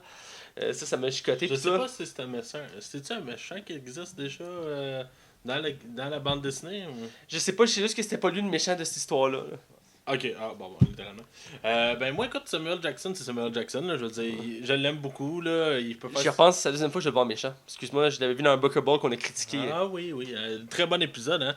By the way, on a un Patreon. Non, ok. Non, c'est ça, Samuel Jackson, j'ai trouvé vraiment bon là-dedans. Écoute, c'est du Samuel Jackson, écoute. Tu le vois tellement. Là, il doit arriver, le scénario. Ok, je fais quoi à peu près? Ok, c'est bon. Puis il doit arriver, il doit s'asseoir, puis il doit faire tout le rôle comme il est habitué. Samuel Jackson, c'est Samuel Jackson.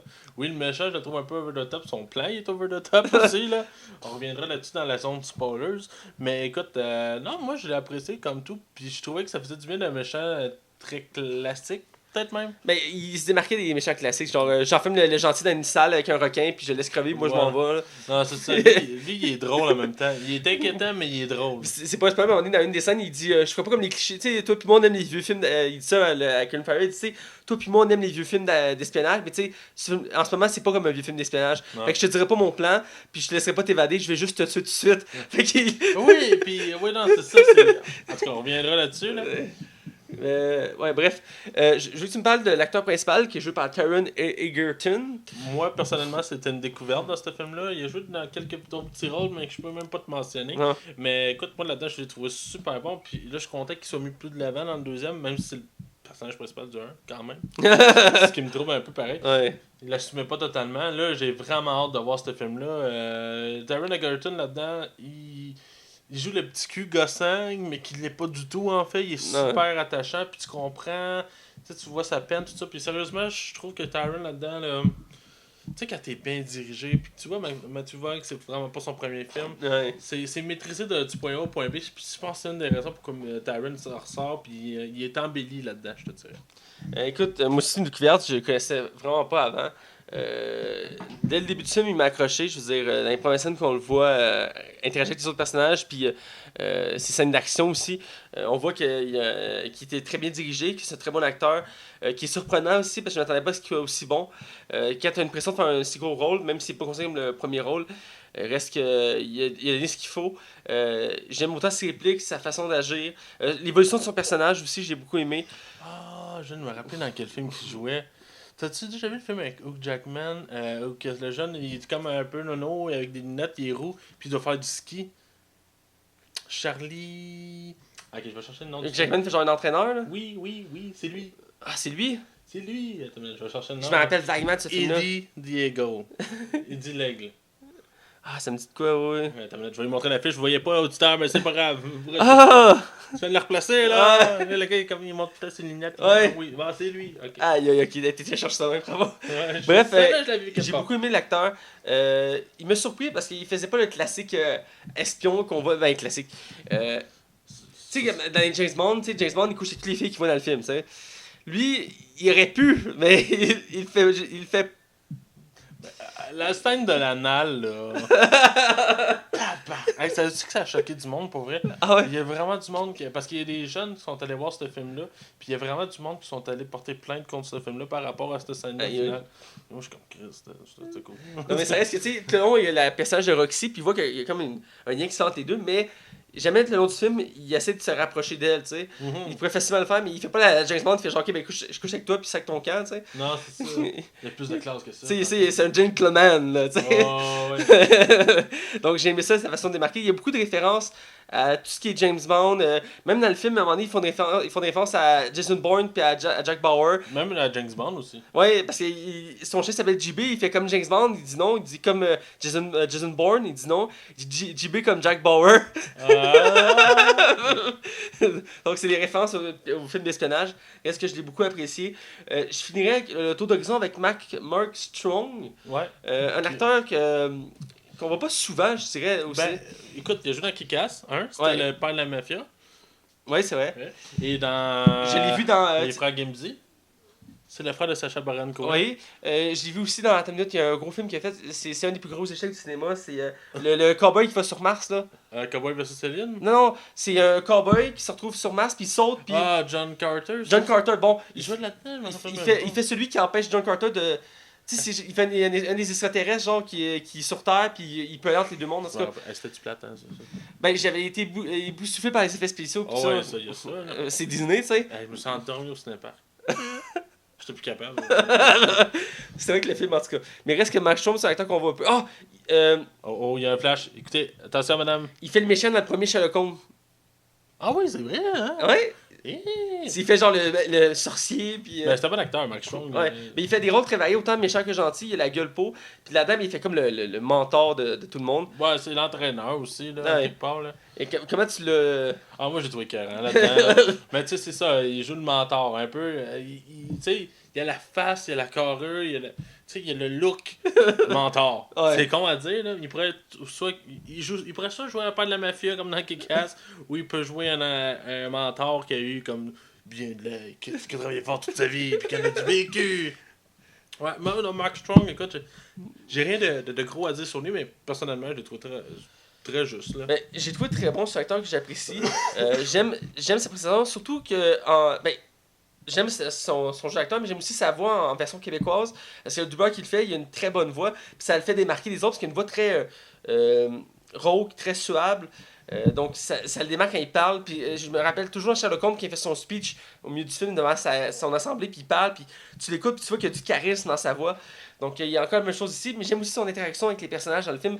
À chaque fois qu'il interagit avec les recrues, à chaque épreuve qu'ils font au début, parce qu'ils vont faire des épreuves pour être formés, les recrues, et c'est lui qui va les diriger. Et il va toujours avoir des répliques puis des commentaires assez cinglants, assez secs, mais il reste qu'on voit que il y a un lien. Il est bien dirigé. Ouais, ça, c'est très bien dirigé. J'ai bien aimé sa façon d'être. Je vais finir rapidement aussi avec Michael Caine, qu'on a le droit de voir brièvement dans le film à quelques reprises. C'est un grand acteur britannique, excusez-moi. J'ai été surpris un peu de la tournure de son personnage. Ouais, mais je l'ai trouvé un peu comme un Alfred encore. Ouais. C'est le feeling que j'ai eu. C'est peut-être lui que je trouve qui est un peu le maillon faible du film. Il joue beaucoup ce qu'on a vu de Michael Caine à cet âge-là, tu sais, dans son groupe d'âge actuellement. Ouais. Parce que c'est un grand acteur, là, il a fait beaucoup de films. Mais je trouve qu'il tombe trop dans le piège. Pas dans le piège, mais j'ai l'impression de l'avoir déjà vu faire ce rôle-là comme 1000 fois, genre. Ouais, Michael Keaton, voyons. Ben, son Michael retournement Caine de situation au personnage est intéressant. Là. est intéressant, mais il reste qu'il est pas très surprenant comme personnage. Moi aussi, il m'a fait beaucoup penser à Alfred dans Batman. Très similaire. Puis il est capable de faire autre chose. Oui, là. ben, il a fait un film il y a pas longtemps, une comédie où ils font la fête puis tout, là, avec... voyons. Ça va m'arriver, l'acteur. Lui qui fait Dieu dans Bruce le Tout-Puissant, là. Jim Carrey? Non. Morgan Freeman? Morgan Non, c'est Freeman. pas une affaire de cambriolage? Ou cambriolage. En tout cas, il fait un film avec lui, là, puis c'est genre une comédie, tout ça. Puis, Ouais. parce qu'il s'avait démarqué là-dedans. Reste que, ouais, là-dedans, il n'est pas très Ouais, surprenant. puis je l'ai vu, écoute, je fais une petite parenthèse sur lui. J'ai vu une bande-annonce d'un film récemment. C'est comme lui, puis un de ses chums qui s'en va dans un chalet, mais il y a deux belles filles qui vivent avec eux autres. Puis là, les filles vont jouer sur leur sexualité, puis là, ils vont arriver comme tout nus dans la piscine, avec les deux gars qui sont là. Le film a l'air de tourner sur ça, ça a l'air vraiment weird. Fait que faut que je l'écoute. Pourquoi je suis pas sauvé que tu dises ça? Ah, moi, qu'il y a des belles filles nues. Ah, je te dis. Qu'est-ce que ça t'a coûté Game of Thrones? Ouais, hein, mais je veux pas l'écouter pour les tatons. Je vais écouter. Non, il faut pas que tu écoutes ça pour ça, sinon... Faut vraiment que j'écoute ça. Tout le monde me dit qu'il faut que j'écoute Moi, ça. écoute, c'est l'histoire. Tu t'attaches sur des personnages, c'est comme, oh mon dieu, ils sont tellement bons. C'est tellement bien dirigé, cette série-là. Là. Faut vraiment que je me donne le coup dessus. Ouais. J'ai comme tellement de rattrapage à faire, mais. Je pense que je vais t'en donner toutes les saisons la semaine prochaine. T'es ça à DVD? Je les ai toutes sur disque dur. Tu Ok, peux les mettre ça sur ton ordi, puis les écouter ou sur ton PlayStation, puis les Oh, écouter. c'est malade ça. Écoute, on prépare des affaires pendant qu'on est en ondes. Ouais. C'est malade. Malade. Je suis en train de faire son éducation, Max. Ouais. Bref, je veux ton appréciation générale du film. Mauvais, écoute, un échec. Non. Un 2.5 sur 5. là. Ça va, tout te donner un 3.5 sur 5 encore. Fuck you, man. Non, sérieusement, Kingsman, j'avais entendu du bon. Puis Matthew Vaughn, c'est comme justement je disais tantôt, c'est un réalisateur que j'aime vraiment beaucoup. Fait que j'avais hâte. Pas j'avais hâte. Ce film-là m'intriguait. Puis je me rappelle à ce moment-là, ça a l'air une belle niaiseuse comme partie de ma vie à compter. Mais je venais de me chicaner avec ma blonde. Ok? Puis à ce moment-là, j'ai fait fuck off, je vais aller voir un film au cinéma. Je vais aller me détendre, on va m'acheter un popcorn, de la liqueur, ah ouais, on écoute le film. Puis ça a tellement été un bon move. Ça a descendu la tension. Et j'ai tellement eu de fun, ça a fait tellement du bien au moral. Écoute, j'ai adoré ce film-là. C'est un film d'action comme. C'est pas ce fois-là que t'as couché avec une fille dans le cinéma, là? De quoi tu parles? J'essaie de te désorienter, ça Ah oui, j'étais avec ta mère. Fait que non, c'est ça. Fait que non, c'est ça. Pour vrai, j'ai vraiment aimé ça. J'ai adoré même, je te dirais. Et je m'attendais absolument à rien. Puis j'ai juste été. Toute la langue. Puis écoute, des scènes. Juste la scène de l'église. On en reparlera dans la section spoilers. Mais fuck! Ah, écoute. Il y a peu de scènes de films au cinéma qui m'ont fait un émotion de même que genre, je me rappelle, ça a duré quoi, 3 minutes, j'ai arrêté de respirer pendant 3 minutes. À la fin, il a fait quelqu'un me réamener. C'est ta mère qui me faisait du bouche à bouche. Fait que là, c'est ça, non, sérieusement, wow, non, sérieux, j'ai vraiment aimé ce film-là. Écoute, c'était une surprise pour moi, ce film-là. Je m'attendais pas autant.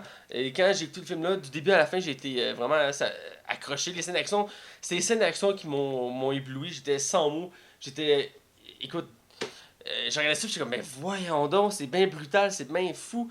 On est pas habitué de voir des scènes d'action comme ça, là. C'est pas Non, aussi. c'est ça. Il y a comme une fluidité, une logique dans ces scènes-là. Ça me fait penser un peu à John Wick récemment. À la façon que les scènes sont faites, une rapidité, je dirais que c'est tout coordonné, mais en même temps, non, c'est tellement bien fait que t'as pas l'impression que c'est comme calculé, tu sais. Fait que c'est vraiment beau. Reste que le film, c'est une vraie découverte. J'ai beaucoup aimé. Colin Firth m'a impressionné. Samuel Jackson, je l'ai aimé, mais en même temps, il m'a gossé pour ce que j'ai dit. Mais c'est un bon casting, ce film-là. Le casting est super bon. J'ai mis toutes les références qu'on fait. Il y a beaucoup de références. L'histoire est vraiment intéressante. J'ai hâte de voir la suite. Écoute, c'est un film. Il fait partie de mes films. C'est rafraîchissant. C'est ça, c'est rafraîchissant. Ça fait partie de mes films découvertes d'action là, que j'aimerais écouter parce que c'est tellement bon, là, les scènes d'action. Là. Bref, on va être du côté spoiler pour vraiment décrire en quoi on a aimé ce film-là. Là. Attention, vous rentrez dans la zone spoiler. Attention, vous rentrez dans la zone spoiler. Zone spoiler, ici on va parler de ce qu'on a aimé du film parce que je pense qu'en règle générale, nous deux on a beaucoup aimé le film. Il n'y a pas de tant de choses qui nous ont énervés ou dérangés. Bref, je pense que je vais te laisser aller en premier parce que tu avais beaucoup comment je fais ça, de hype envers le film. Donc, je vais te laisser starter ça. Dis-moi, on va y aller par scène. On commence par le début. Quelle scène t'as le plus avant l'église? L'église, on va regarder pour le plat d'existence. Ok, la scène que j'ai aimé le plus. Ok, là, c'est une scène qui était très, très, très critiquée. Mais moi, j'ai trouvé hallucinante. La scène de l'anal? Non, non. Non, la scène, oui, c'était à la fin, malheureusement. C'est peut-être qu'il faut que je m'en aille par là. Mais c'est la scène, justement, qui sont tous avec leur téléphone cellulaire dans comme la salle de conférence. Ouais. Puis, dans le fond, c'est le monde riche et célèbre qui sont là. Puis, voir leur tête exploser avec des couleurs. Toi, rose, mauve, vert, jaune, bleu, rouge. Hey, des couleurs, ça n'a pas de sens qu'il y ait des couleurs la même. Mais je trouve tellement que c'est beau visuellement. Il y a vraiment un souci de l'image dans cette scène-là qui me fascine. Pour vrai, écoute, j'imagine qu'il y a d'autres réalisateurs qui ont fait comme oh, ça c'est cool par exemple. Mais je sais pas à quel point que en même temps c'est un défaut du film parce que ça a plus ou moins de sens que ces choses-là arrivent. Ça se démarque du lot, ça.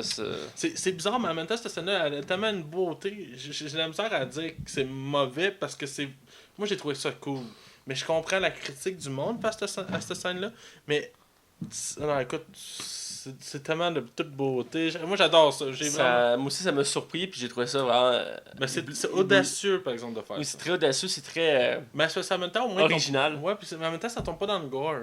Non, c'est vrai. Ça aurait pu facilement être c'est bien présenté, c'est très bien présenté. Je pense que c'est voulu, justement, puis il y a des scènes qui ont été censurées à ce film-là parce que considéré trop violent, sinon il était obligé de mettre le film 16 ans et plus. Oh boy, ok. Okay, pour garder le classement 13 ans et plus, parce qu'à 13 ans et plus, t'as le droit d'être accompagné d'un adulte.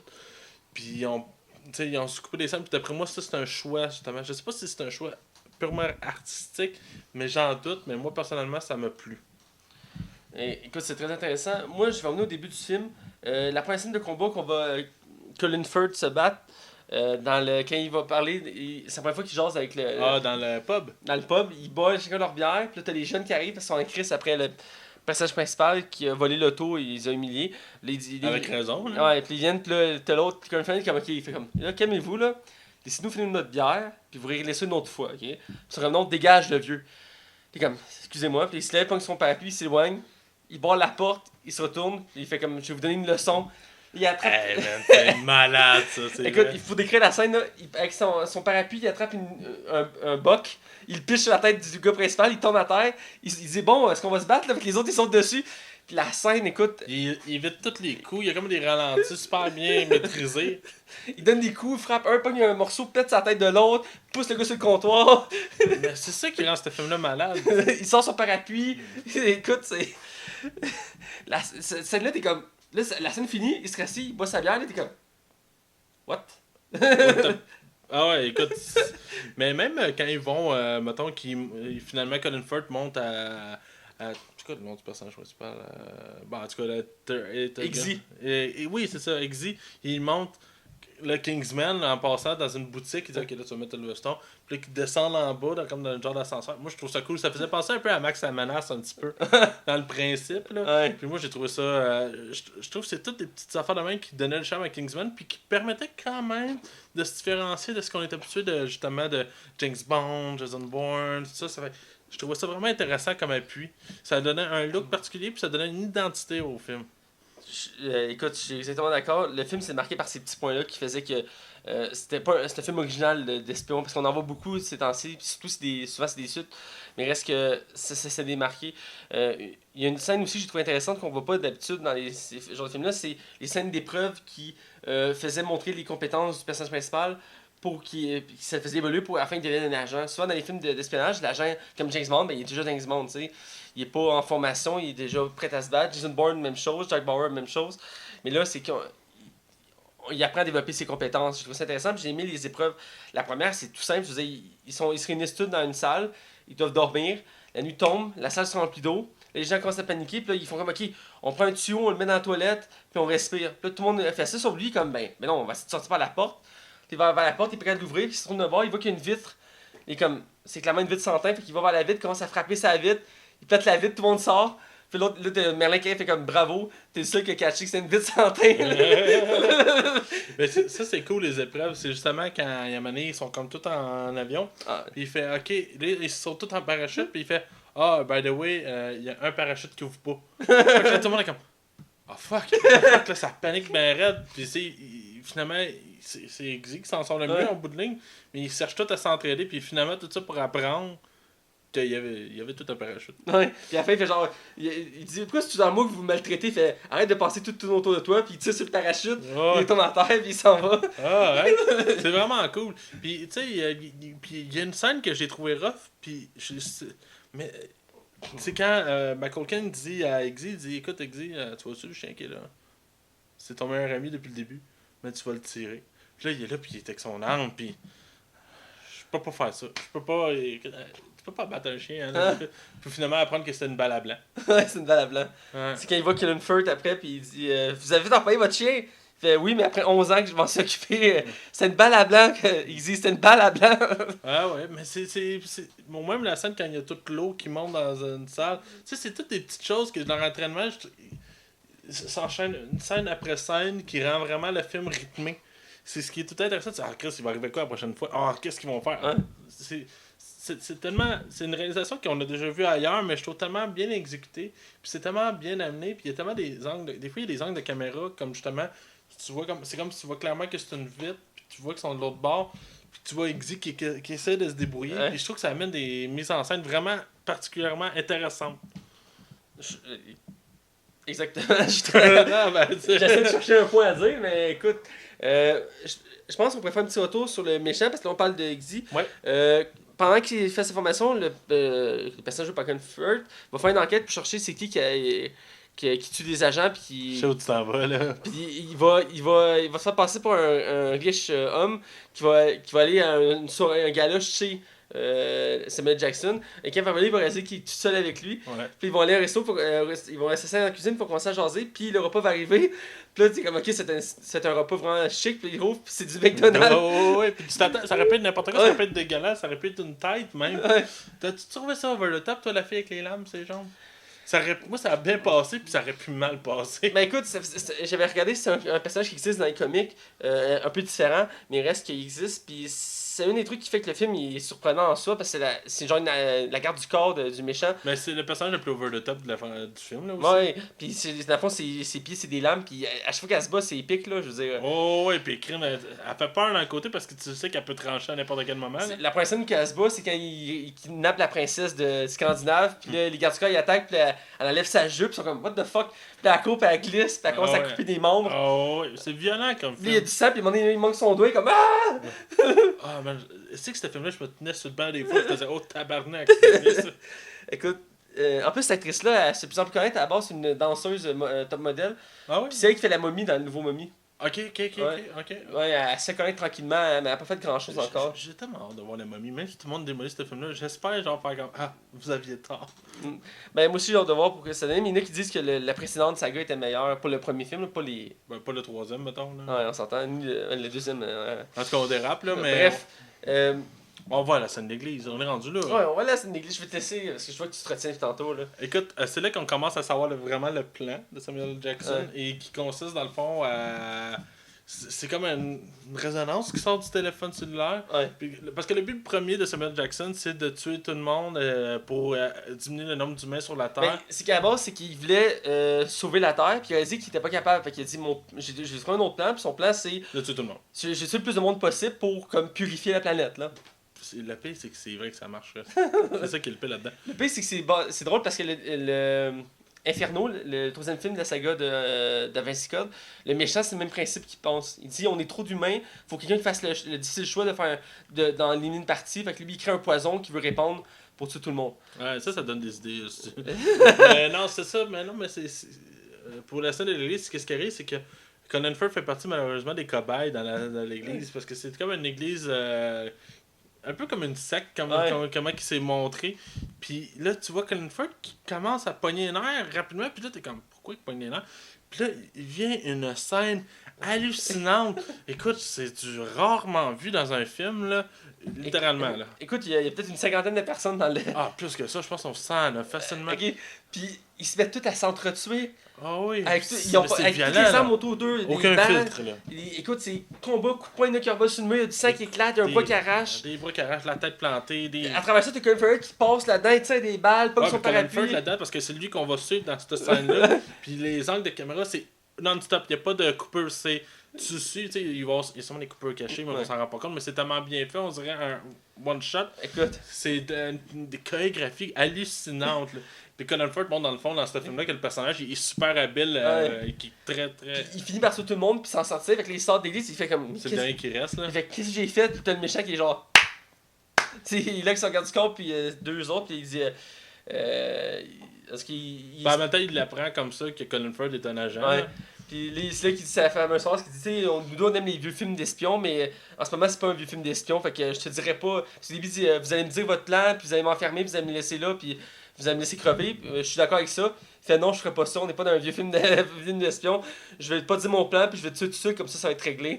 Il le vise, puis il le tire. Il tire, puis. Mais là, on sait qu'il est dans le deuxième. Fait que, Je suis curieux de savoir. Ben, il manque un œil, fait que je me demande. Ouais, c'est ça, d'après moi, il a dû tourner sa tête, puis la balle a pogné.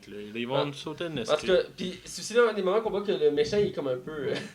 Un peu over the top finalement. Ben, parce qu'il tire, puis après il se met à vomir, là. Oh, ouais, il est un peu mou, là. Parce qu'il dit qu'il est pas capable de voir des morts, là. Oh, ça l'écœure. Parce que dans la première scène du film, quand ils sont dans un chalet, parce que au début du film, ça commence, c'est comme un chalet. Ouais. Puis, dans le fond, Marc Hamill qui est là, ben, qui fait scientifique, professeur Arnold, il est comme attaché là, puis il dit, oh, notre patron il arrive bientôt, il va vouloir vous parler. Il dit, ah, voulez-vous un cognac, je vais vous chercher ça, ils vont chercher ça.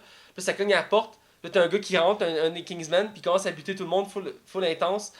Puis à la fin, il ramasse son verre, puis il prend une gorgée de film, c'est vraiment bon. Puis ça cogne à la porte, il s'approche pour répondre, puis il y a juste une lame qui passe, puis il bouge plus. Puis Il se sépare en deux.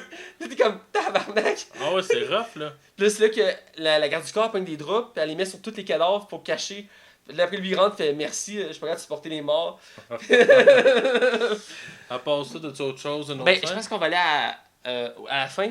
La scène finale du film où que, dans le fond, le méchant met en discussion son plan. Il est comme dans un bunker qui réunit tous ceux qui veulent venir, les autres sont dans leur propre bunker. C'est une des scènes les plus intéressantes du film. Ouais, c'est ça. Et là, dans le fond, le héros principal, Il arrive en avion. Il arrive en avion, il s'introduit discrètement pour aller pirater les ordinateurs. Et en parallèle, l'autre agent de Roxy qui va aller dans l'espace pitcher un missile, qui est pas ajouter une autre tension au film. Et c'est intéressant parce que là aussi on a droit à des scènes d'action assez folles parce que c'est là aussi que lui on voit vraiment à l'œuvre. Ouais, parce que là, c'est là qu'il est vraiment un véritable Kingsman Ouais, aussi. puis qui se bat intense comme l'autre, puis il fait des scènes d'action qui tire, puis il esquive. Juste les scènes de corridor, parce qu'il y a beaucoup de scènes de corridor dans ce gros bloc-là. Puis c'est hallucinant, là. C'est du. Il glisse, tonne un coup, pogne le gars, pogne la mitraillette, Écoute, pitch un briquet. À un moment donné, pitch un briquet, puis oui, c'est vrai. et ça explose. Puis là, on a la réunion, puis dans le fond, il pirate. Puis là, il réussit à péter un satellite, le méchant n'est pas content, fait qu'il réussit à avoir un autre satellite. Puis c'est là aussi que la scène que ça peut être, les têtes explosent, qui est assez fucked up. Ouais, c'est fucké, là. Mais j'aimais ça, moi. Ouais, c'était cool. Puis là, t'as le bout de la princesse qui est comme, oh mon dieu, viens, on va coucher ensemble. Ouais, c'est ça, parce que lui, dans le fond, il la voit un peu avant, puis il dit, écoute, je vais revenir. Elle dit, j'espère que tu vas revenir. Il revient, puis c'est là que, dans le fond, il va fermer comme les. Je pense que c'est dans ses lunettes, il y a une caméra, il ferme la caméra, puis tu vois juste ses fesses de la fille, puis lui, il s'en va la rentrer dans le tube. Mais ça a vraiment causé scandale, ça. Il reste le combat final contre la fille avec les. Ouais. Ça aussi, c'est assez intense. Ouais. Parce qu'ils se battent en duel, puis genre, il reste juste ces deux-là, puis c'est. Il faut tout le temps la mort, puis les coups d'esquive, tout ça. Puis. Il y a même, tu le sais que le personnage va s'en sortir, mais il y a un stress omniprésent tout le long de la scène. Puis à la fin, ils font comme un saut ralenti, puis tu vois, comme une belle séquence ralentie, que les deux ils se foncent dedans. Puis ils se graffinent les deux. Puis ils retombent, puis t'es comme, ok. C'est elle qui coupe en deux, right? Elle se coupe en deux, right? Non, elle se coupe pas en deux. Non, ils se retournent, ils se regardent. Puis là, tu vois, elle voit sur son pied qu'il y a une lampe, elle commence à étouffer comme. Puis là, sa peau commence à devenir toute verte. Parce que il y a une lame avec un poison. Ah oui. Puis elle commence à convulser, puis elle tombe à terre, puis elle meurt empoisonnée. C'est vrai, et quand j'avais oublié la fin. Puis après, il pogne la jambe de la fille, puis elle lance comme javelot sur le méchant. C'est comme ça qu'il sauve le monde, là. Ouais. Puis écoute, ces scènes-là, c'est juste fou, là. Que je pense qu'on a détaillé en gros les scènes les plus folles du film. J'ai mis aussi la scène qui montre les gadgets. Ils vont en attendant avant qu'ils croisent le méchant une autre fois, ils vont dans une salle en attendant où ils montrent les gadgets, puis ils montrent tous les artilleries. C'est vraiment bien, c'est cool parce qu'il y a comme une structure, tu sais, t'as le parapluie qui est une arme, t'as les boutons, t'as la bague qui est la chevalière qui est une bague électrique, le briquet c'est explosif. Le stylo c'est aussi explosif, tout ça. Donc j'ai bien aimé les gadgets qu'ils montraient. Je trouvais ça faisait très espionnage. C'est un autre côté espion qu'on aime voir, c'est tous les gadgets qui servent. Même si ça n'a pas tant que ça qui sont servis dans le film, reste que il y en avait quelques-uns qui étaient cool à voir. Là. Moi, c'est ça que j'aimais de James Bond, c'est de voir dans les vieux, quand il allait voir le scientifique, puis il disait qu'est-ce que t'as pour moi, puis il montrait tous les gadgets, le fusil grappin, l'auto avec plein d'armes dessus. La franchise de Daniel Craig l'a un peu. Ben, ils l'ont remis l'année dernière, mais au début, il l'avait mis de côté ça. Puis on ramenait c'est quoi il s'appelle le M. M, c'est le chef. C'est-tu H, c'est bon? Ash, il me semble, ouais. C'est le scientifique, ils l'ont ramené dans les 2 derniers, puis... Ouais, ils l'ont mis jeune à la place. Ouais, ben, qui t'a fait longtemps. C'était le premier, t'as fait tous les films, hein? Ouais, il est mort, par exemple. Ouais, il est mort. Il a fait du premier jusqu'à Daniel Craig, genre. Bref, c'est le principe de War Gadget. Moi, j'aime ça, les films d'espionnage sur War Gadget. Là, ils en ont mis, mais c'était correct, mais j'aurais pu en voir plus, ça aurait été cool. Le parapluie, Peut-être le 2. ouais. Bref, je pense que c'est le temps du mot de la fin, avec notre note. Donc, j'ai hâte d'entendre ta note. Moi, écoute, c'est un film que j'aime vraiment beaucoup. Je répète que c'est encore rafraîchissant. J'ai hâte de voir la suite. Vince Vaughn. Matthew Vaughn fait vraiment un travail de réalisation impeccable comme à chaque fois. Il déçoit rarement. Le casting est 5 étoiles. Le scénario est intéressant. On brise les clichés, mais on joue avec aussi. C'est ce qui rend le film ultra rafraîchissant. Personnellement, moi, je donne un 4 sur 5 à ce film-là. J'hésite même pas. J'espère que le 2 va être aussi bon, mais à lui seul, ce film-là est un excellent film d'action et d'espionnage. Je le recommande fortement. Je vois avec la même note, je donne un 4 sur 5. C'est un film vraiment qui brise les stéréotypes, qui est très original, qui se démarque des autres. Le film, il nous garde en haleine du début à la fin. On a le goût de voir l'évolution des personnages, on a le goût de voir les scènes d'action qui sont juste trop folles. La direction artistique de ce film-là, dans les scènes d'action, la fluidité, le ralenti. Et même les décors, c'est très cliché, mais en même temps, c'est très. Tu sais, le bunker du méchant, puis tout. Il y a quelque chose de très classique, mais en même temps, tu sais, avec les couloirs, puis il y a plein de méchants, tous les soldats bien en blanc, avec des mitraillettes. C'est très cliché, en même temps, on aime ça revoir ça. C'est typique au film d'espion que. Faut que tu aies en base du méchant, puis avec son plan diabolique qu'il a mis en plan pendant plusieurs années, puis là, tout t'arrive, là, tu pètes son plan, puis ça le met en crise. Puis tout le long, il tease son plan. C'est vraiment cool. Puis le méchant, il a son charisme. Même si là, la façon qu'il s'est mis, il m'a gossé, mais il reste qu'il a son charisme. J'ai aimé, on n'a pas parlé d'une petite scène vraiment simple. C'est, à un moment donné, le méchant, il se doute qu'il se suit par le Colin Farrell, fait qu'il décide d'inverser, il le suit. Puis il va dans son place de Kingsman, dans le bureau pour faire des. Puis il décide de s'acheter un veston. Puis il s'en fait Hey, quelques weston, est-ce que vous êtes là? Comment vous allez bien? Puis vous m'avez donné le goût de m'acheter un veston, tout ça. Puis ça regarde, ça comme une tension entre les deux. Il est comme Je sais que tu me caches quelque chose, tu sais. Mais je suis là gentil, tu sais. Je suis comme Je veux voir, tu sais, là. Tu m'auras pas, là. C'est intéressant de mentionner aussi le fait que la famille. Iggy soit des hassles. Puis c'était intéressant d'aller chercher un jeune à la place qui a une vie de marde, qui méritait mieux. J'ai trouvé ça cool. Ouais, moi aussi. Je voulais le mentionner. Fait qu'il mérite un 4 amplement. C'est un film que j'aime revoir et que je conseille fortement dans les films d'espion, les films d'action. Vraiment, là, j'ai hâte au deuxième. J'espère qu'il va être aussi bon. Ouais. Bref, mot de la fin. Vous pouvez nous suivre la Ligue des Cinévores sur Facebook, sur iTunes, sur Twitter, sur RZO, Pod Québec, Balado Québec, YouTube. On est partout. On est en processus, ça fait un certain temps déjà pour Google Play. Ouais, ça s'en vient. Il y a quelques petits trucs à régler, on va être sur Google Play bientôt. Et si vous voulez participer à notre Patreon pour devenir un de nos patrons, gênez-vous pas. Ça nous ferait plaisir de vous avoir comme Patreon. Oh oui. $1 peut changer notre vie complètement. Peut-être que vous ne réalisez pas, mais pour nous, ça nous aide. On a déjà $7 par mois. C'est déjà beaucoup pour nous autres. Puis on est très contents, on aimerait ça atteindre un plus haut sommet évidemment, mais c'est déjà un bon départ pour nous. Puis on l'apprécie déjà. Oui, on l'apprécie énormément. Alors, écoutez, on vous dit à la semaine prochaine. Ouais, et si vous voulez nous suivre, c'est Max Taillon sur Twitter et sur Facebook. Et Mathieu Bec-Prévost sur Facebook. Et alors, je vous dis à la semaine prochaine et restez à l'afflux.